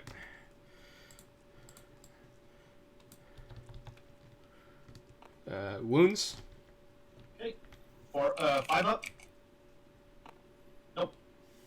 Damage. 1. Another guy eats it. Okay. That is that. Alright, so is that it for combat? Yes. Alright, so I did not lose enough models in any of my units for leadership. I lost 4 Blade Guys Revenants, but they're leadership 10, so they can't fail that. Unless you have some kind of effect that lowers my bravery. Not this glade. Alright, and I only lost 2 thorns. So leadership-wise, Leadership-wise, I am good because I only lost the 1 up there. And they are leadership 6. you do get -1 bravery for being within 6 inches of Nighthaunts. Oh, okay. So as long as you don't roll yeah, we're good. Or do you get +1 leadership from something? Because if they're leadership 6, but they lost a model. Yes, because we are within 18. Or are we? No, we're not. Of 18. All right, so I lose a guy. Yeah, you lose 1 guy. Okay. All right, and it is your turn. All right. So generate a command point. Yes. And anything. Life Wreath. Life Wreath goes off for the Tree Lord. That is at 7 wounds on a 3-up. Nope. On the Arc Revenant. No. Oh my gosh. On the other guy. Yay. He is back to full. Okay. Oh no!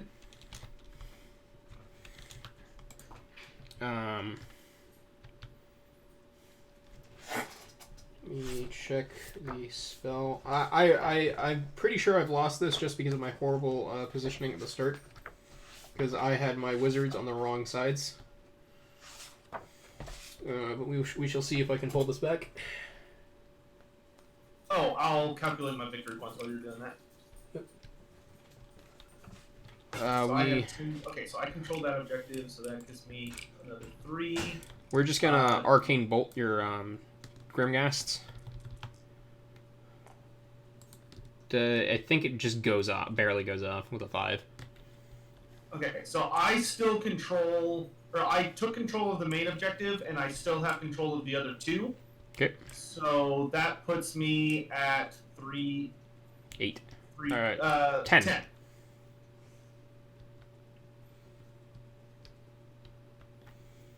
All right. So movement. Right. And you got that off on a 5. I will try and stop it with Mortality Glass Bro. Okay. He stops it. All right. On to movement. Yeah, on the movement. Because all my abilities, command abilities go off in the combat phase.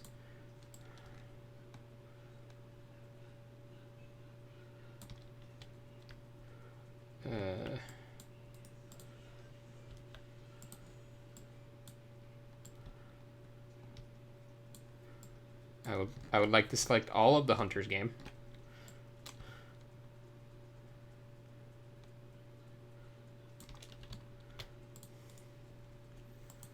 Alright, shooting, because I can shoot in combat, that's the thing. We're gonna fire, Stranglethorns from the Tree Lords into the, whatchamacallit, Revenants? yes. So he is on that bracket, so they hit on 4, the most wounded guy hits on force.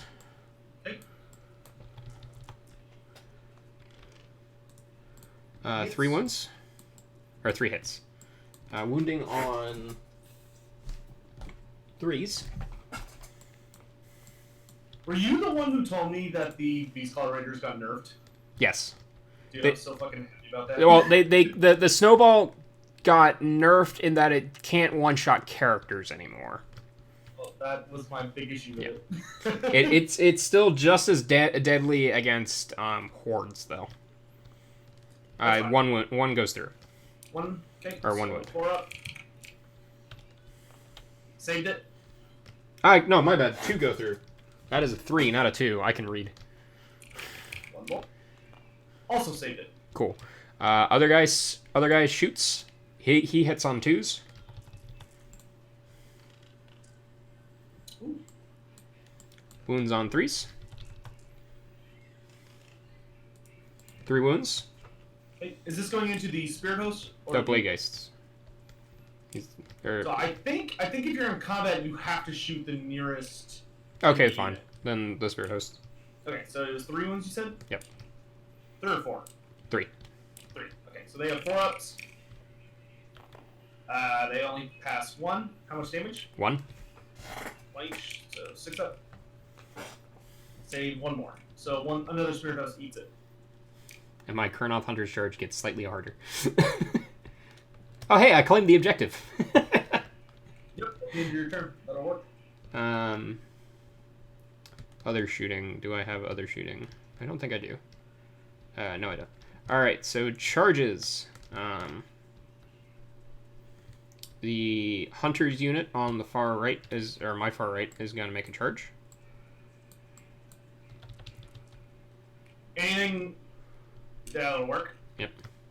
Oh wait, they're within 9 inches of this guy, so okay. they only get to roll a single die. They needed like a 3. That's fine.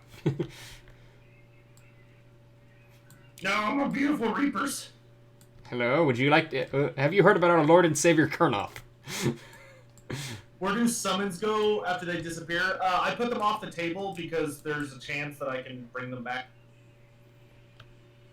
I should be doing that technically because I can bring units back, but whatever. The other... I mean, you can just copy paste them. That is true. Yeah. The other Hunter unit... Okay.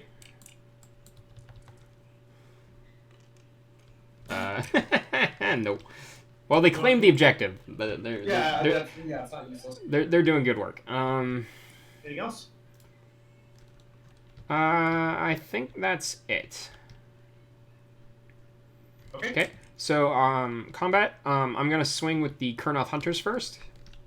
Go for it. Oh, and combat ability or command ability. I'm going to activate Call to Battle from the Arc Revenant because he can do this because Kurnoth Hunters are amazing.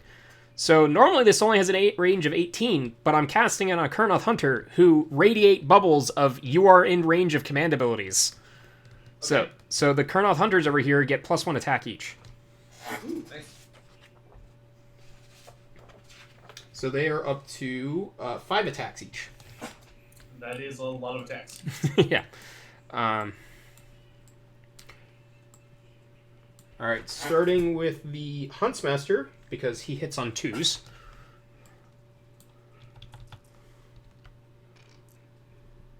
And I get to reroll all failed to hits, because the branch which behind them has the horn of the consort artifact. So I'll hit. Okay.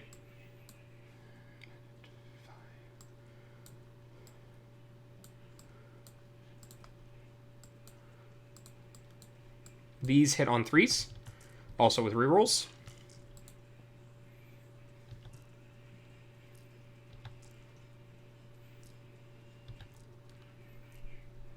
One miss. Let me check when this ability goes off. Okay, so these wound on 3s and 6s cause an additional.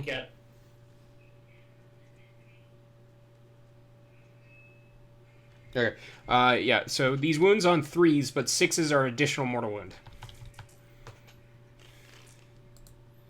No additional mortal wounds. Sad face. But that is 10 wounds to you, sir. That are damage 2. Well, that could definitely wipe the unit out pretty easy. 1, 2, 3, 4, 5, 6, 7, 8, 9, 10 wounds. So I get my 4-up save for being spooky goat. Not great. Save about half. I mean, that's statistical. Alright, and then those double, because they're 2 damage each, right? Yep.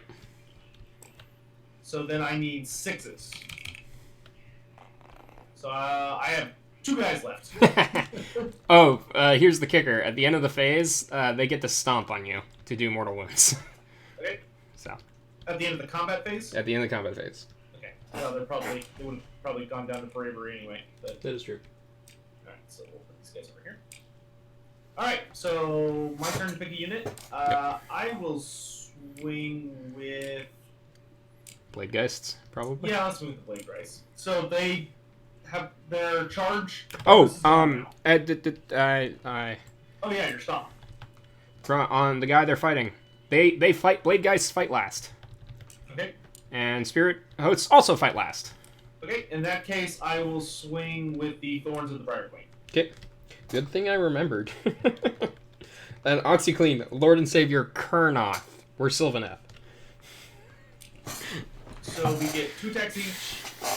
So that's going to be... Can they 4, kill 6, the 8, lone dude? 9, 3, 6, 9. Okay. They need 4... I think the Scion is dead. Maybe, we'll see. Then they need Force to Wound, rerolling 1s. 4 wounds, no rend. 4 5-ups. Though he does get a reroll. Alright. They got him. Dragged him down. The tree remnants did do their job of distraction pretty well. It is your pick. Alright, my Arch Revenant is going to swing, and he's going to use his shield to steady his spear, so he rerolls 1s of hit to hit. Okay.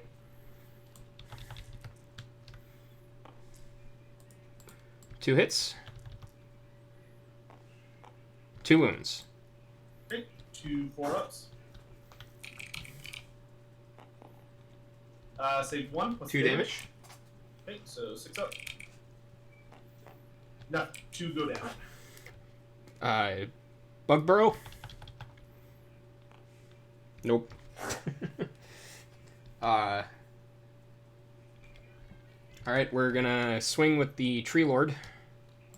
I just realized that Tree Lord had Mystic Shield on him the whole time. Whatever. During that combat. Oh, yeah. Well, just use it for this turn. Okay. But I can swing with my Greengrass Reapers first. Oh, right, yes. So, Reapers are going to swing. They did not charge, so they don't have their cool ability.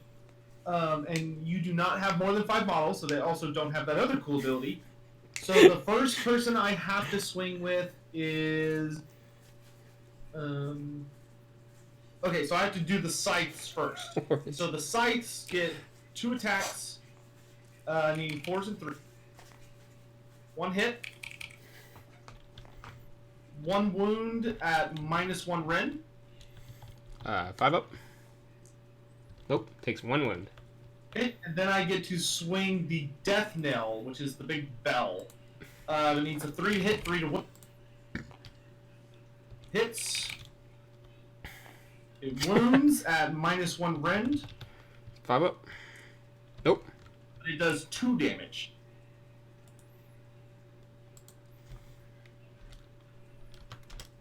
There's a half-dead hunter. Now it's your whatever you want to do next. Tree Lord. Tree Lord, swing in, because I want to try and kill those dudes. Talon. Hits. Wounds on a 3. Wounds. Wait. It was almost relevant. It does wound. 1 damage. Saved it. Okay, he gets the 2 sweeping blows. Hitting and wounding on 3s. They really just made the Talons pointless. 2 wounds. Okay, need 4 ups. Oh, yikes. What's the damage? 2d6. Okay. 4. 4. This could kill him. There It does. Haha. And now the other Tree Lord's gonna try and stomp the or kill the Spirit Host. Okay. Talon hits, wounds, 4 up. 1 damage. Nope. 1 damage. 6 up. Nope. Hitting and wounding on 3s. Hit with 2. Wounded with 1. Jesus. We might live. Can I kill this thing with a potential of 24 damage? The answer is probably not. How many wounds? 1? You have to save. Yep, goes through. D6 wounds. Okay, we kill it. Hey, I got my 6 ups. Don't get ahead of yourself now. I almost saved it. That spirit doesn't die. All right. That's that for combat. Okay. So victory points. You've taken The 2 main one? objectives, so you get 4 points. You got the main one and the center one, so you get 4.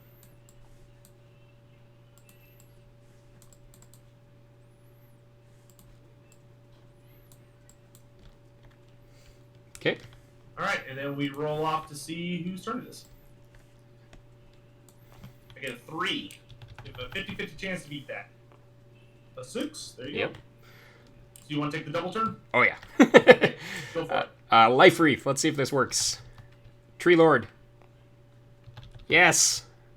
D3 Hoons. He's back up to 9. Hey. What map is this? This is Tabletop Simulator. Orc Revenant. Damn it. We're using a number of mods. So we're using like the Nighthaunt mod, the Sylvaneth mod. Oh, Battle Shock on your Grimghast, sir. Oh, no, do your stomp first. Oh, right, yes. 3d6, 4 ups or more wound.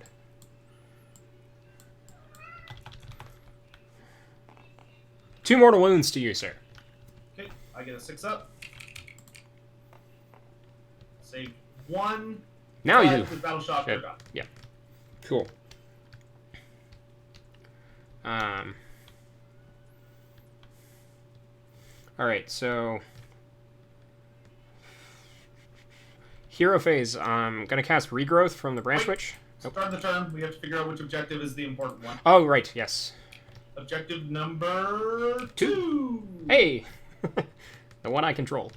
And then I do my Invocation of Death. At the Oh, start of battle. I thought it was your turn, not battle round. Okay. Nope, battle round. Oh, Okay, dear. I'm at max power. So note. So note. This is when we run.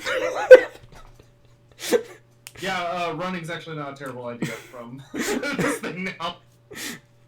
So his new powers are that he can now retreat and charge in the same turn, and for level 5, every whenever my hero phase comes around, I roll a d6 for every enemy unit within 3 inches of him, and on a 4-up, you take d3 mortal wounds. Jesus. All right. My Arc Revenant is booking it. He moves 13.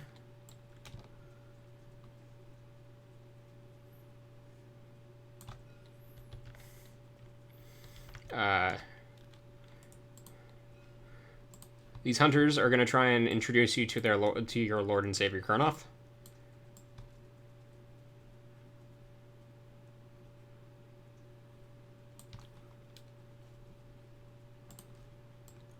Same thing. Same with this Tree Lord.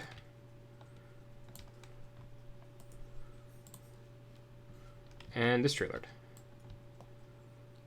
Oh, did you want to cast any spells with your Brain Twitch? Oh, right. I was going to cast Regrowth on the hunters in front of her. Hey.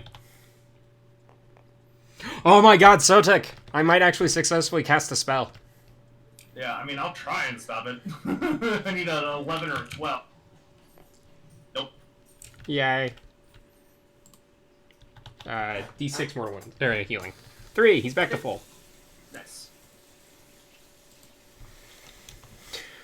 Also, my The black coat sounds kind of broken. It's really expensive. It's almost 300. It's also literally the biggest model he has. Oh, my hunters. It's a colossal model. My hunters were actually precisely 3 inches away from your dude. Okay. So they're gonna walk menacing towards him, proselytizing about Kurnoth. Not really. It's fine. It's still only a 50-50 chance to get me. Okay, on to shooting. We're gonna shoot your general.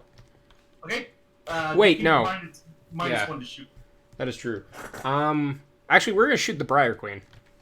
Yep, that you will not get a penalty for.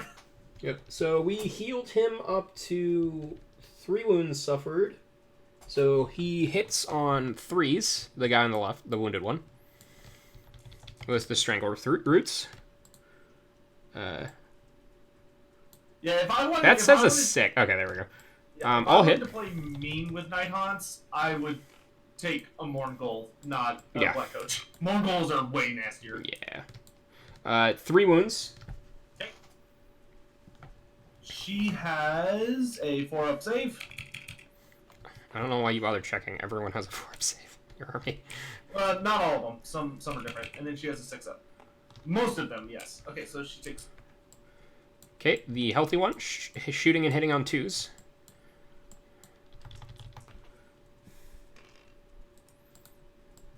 One miss. Wounding on 3s. Ooh, that's... That shooting attack has not been great. Nah, it's not. 4-up. Man, I have been doing awful at my 4-ups this game. 6-up?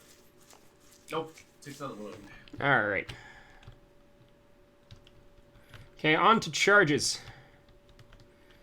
Tree Lord, wounded, is going to charge, or he's going to charge. I almost said declare a target. He makes it. 9, that'll do it. Hello. Stomp, I guess. Other Tree Lord. 5. I'll give him Spirit Ghost. Yep. I was hoping to get into your Spirit Torment. But meh. I actually had a really funny... when I did that really the hunters? 6, that gets them in.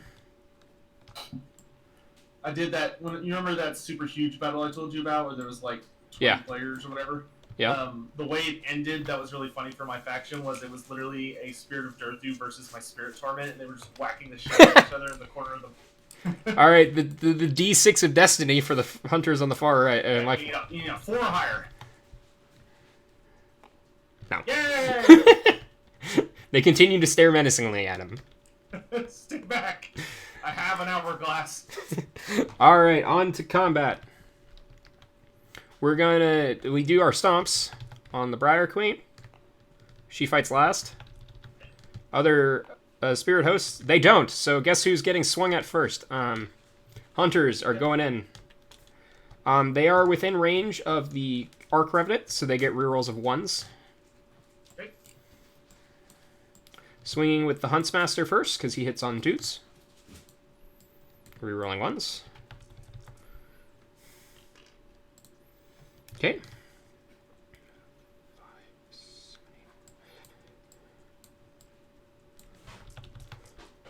Others hitting on 3s, rerolling 1s.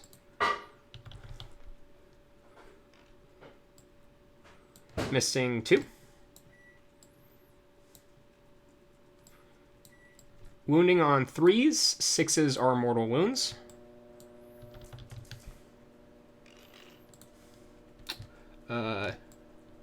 One mortal wound. No, 2 mortal wounds. 2 mortals, so I get a 6 up against that.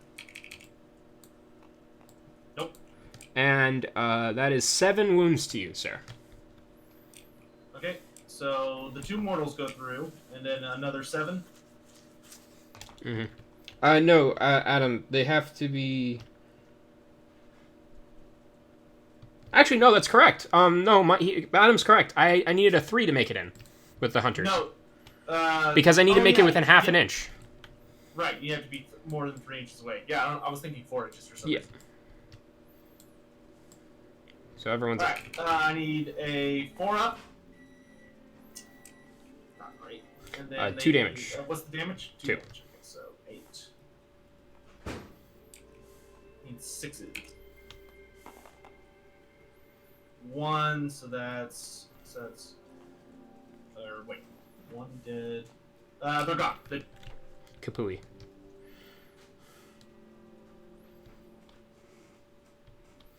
Your go, sir. You get to swing with your Guardian of Souls. Okay. He gets 3 attacks, meaning 3s and 3s. 2, 3s, 1. So Minus 1 rend. Okay. We get 5 up. Nope. So that's 1 damage. Okay. That's it. Is that it? Yeah. The hunters will swing back with a vengeance.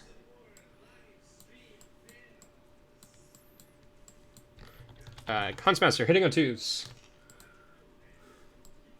4, 5, 6, 7, 8, 9, 10. Hitting on 3s, re-rolling because the branch witch is behind them.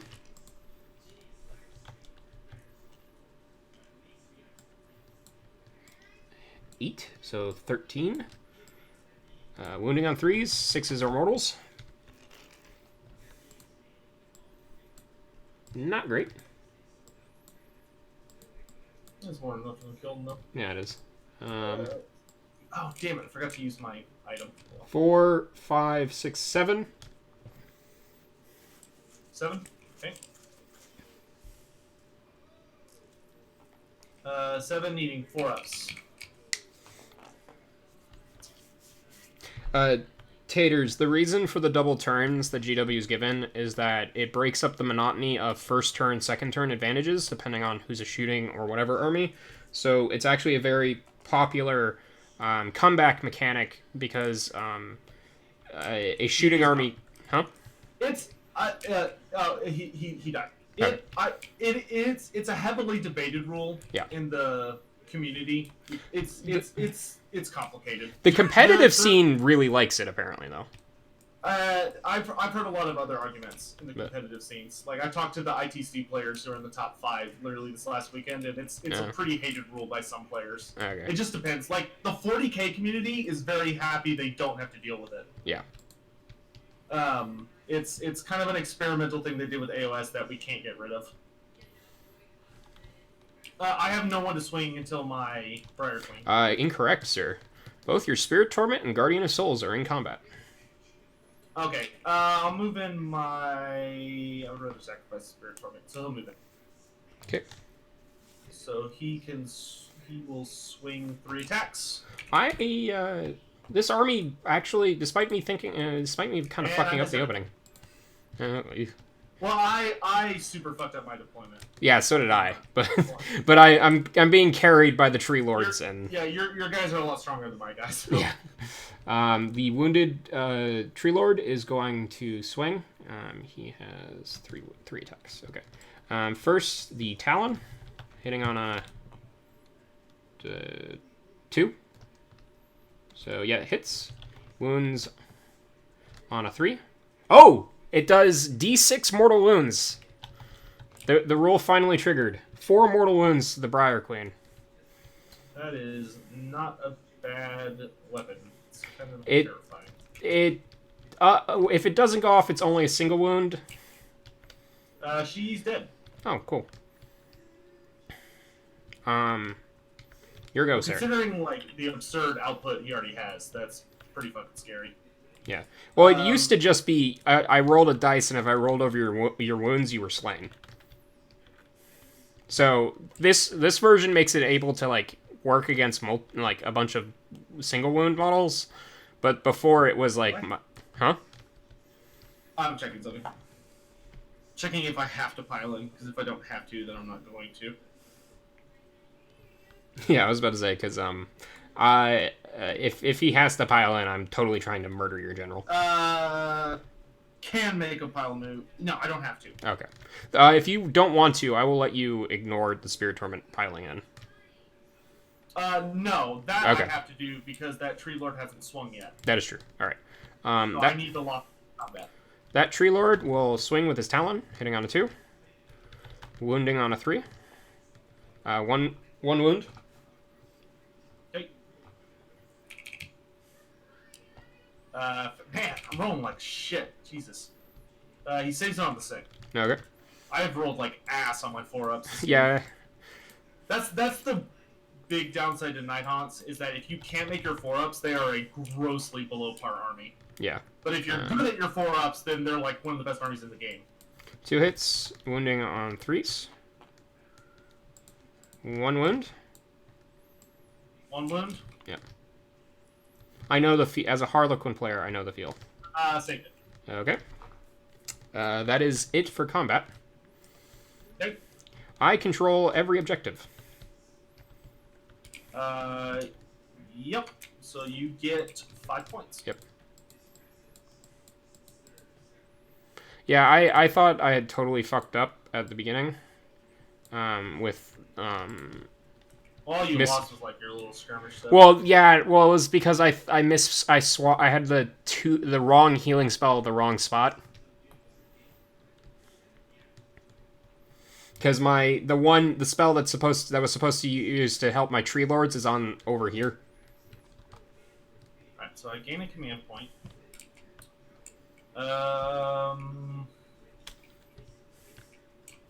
Cat, the coach already went for this battle round, and it's already full powered. Yeah. I only have 1 spell, and I have... Okay, that spell won't help. So I can either Mystic Shield the coach, or I can... Oh wait, no, but I have an ability that'll let me basically do that anyway. How much damage does the Revenant do when he's killed? D6 mortal wounds. Okay, that's not that big a deal. Yeah. It's on a 2-up, it's D3. On a 6, it's D6 mortal wounds. Oh, okay, so it's not even super reliable. All right, so for magic, I'm going to cast. But at the other side, at this point, the Revenant's kind of superfluous. Well, I mean, because I have 2 Kurnoth Hunters within 6 of that point. True, but that's not why I want to run him over. If I run him over, that gets rid of some abilities, which is...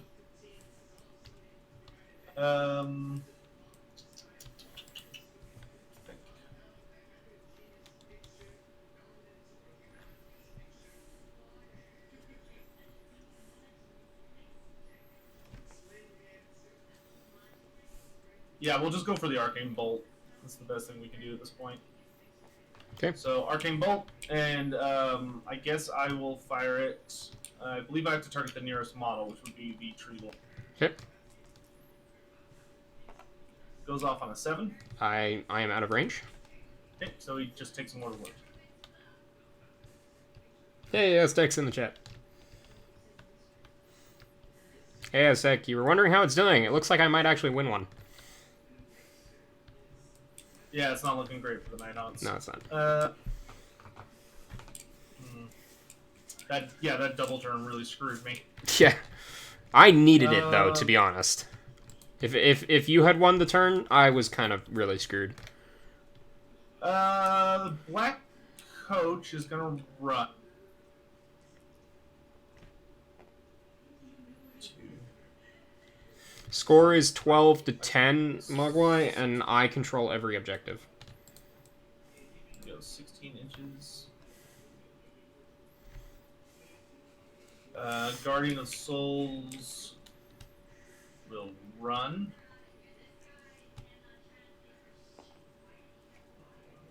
Go 11. Run away. Oh, I don't want to do the Spirit Torment. You can always retreat. I know, I'm just thinking.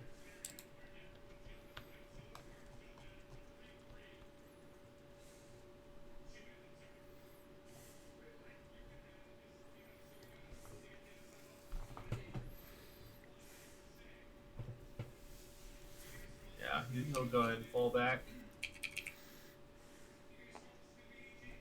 5, 11.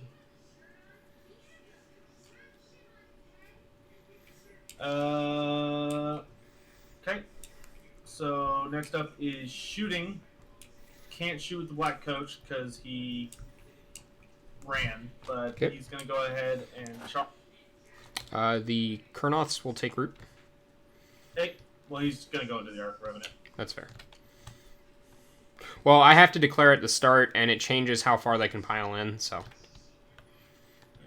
It gives them rerolls in exchange for only being able to pile in 1. We'll go there. So then I roll the 2 up to see if you get scythed. If you do, you take D3 mortal wounds. 3 mortal wounds. He is down. Okay. So roll. Oh, wait, no! Shit, he's not. Ultimate Sacrifice. Oh yeah, your little bug dude. He lives with 1. Okay. Do you have 1 wound left? Yep.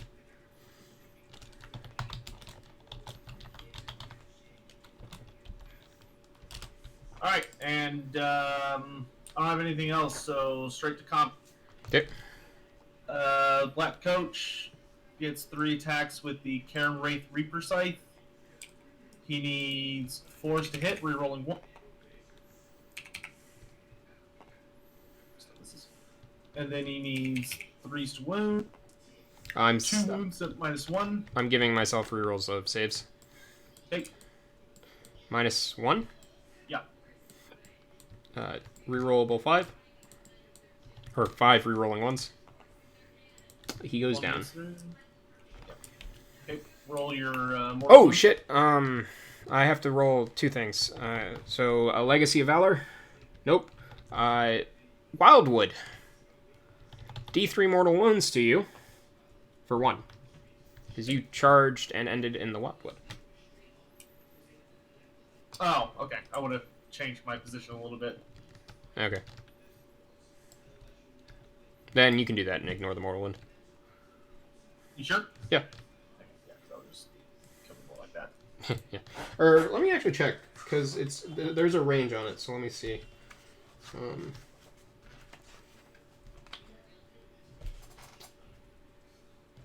Each.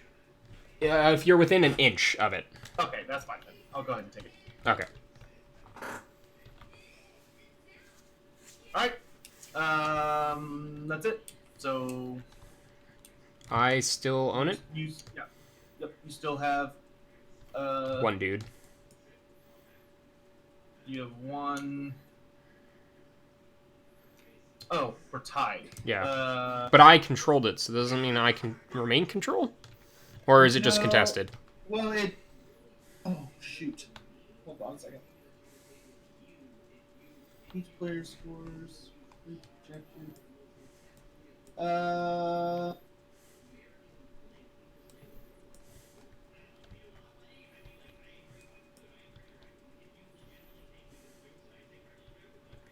Mogwai, Black Coach is at max. I don't know. Let's see. The objective rules are in the core rulebook, I think.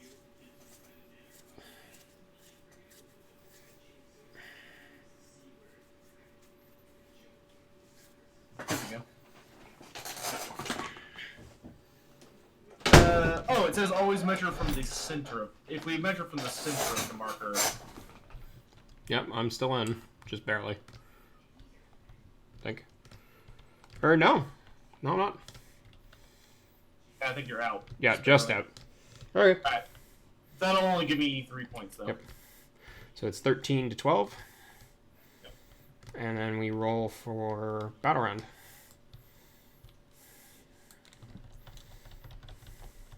Oop.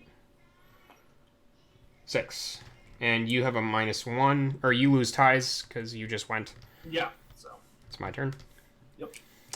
On hero phase. We have to roll to see where the objective That is goes. True. 1, 2, or 3. 1. So who's back? I think that kind of clinches it for me. Yeah, I'll go ahead and surrender at this point. Okay. I made some really bad tactical errors.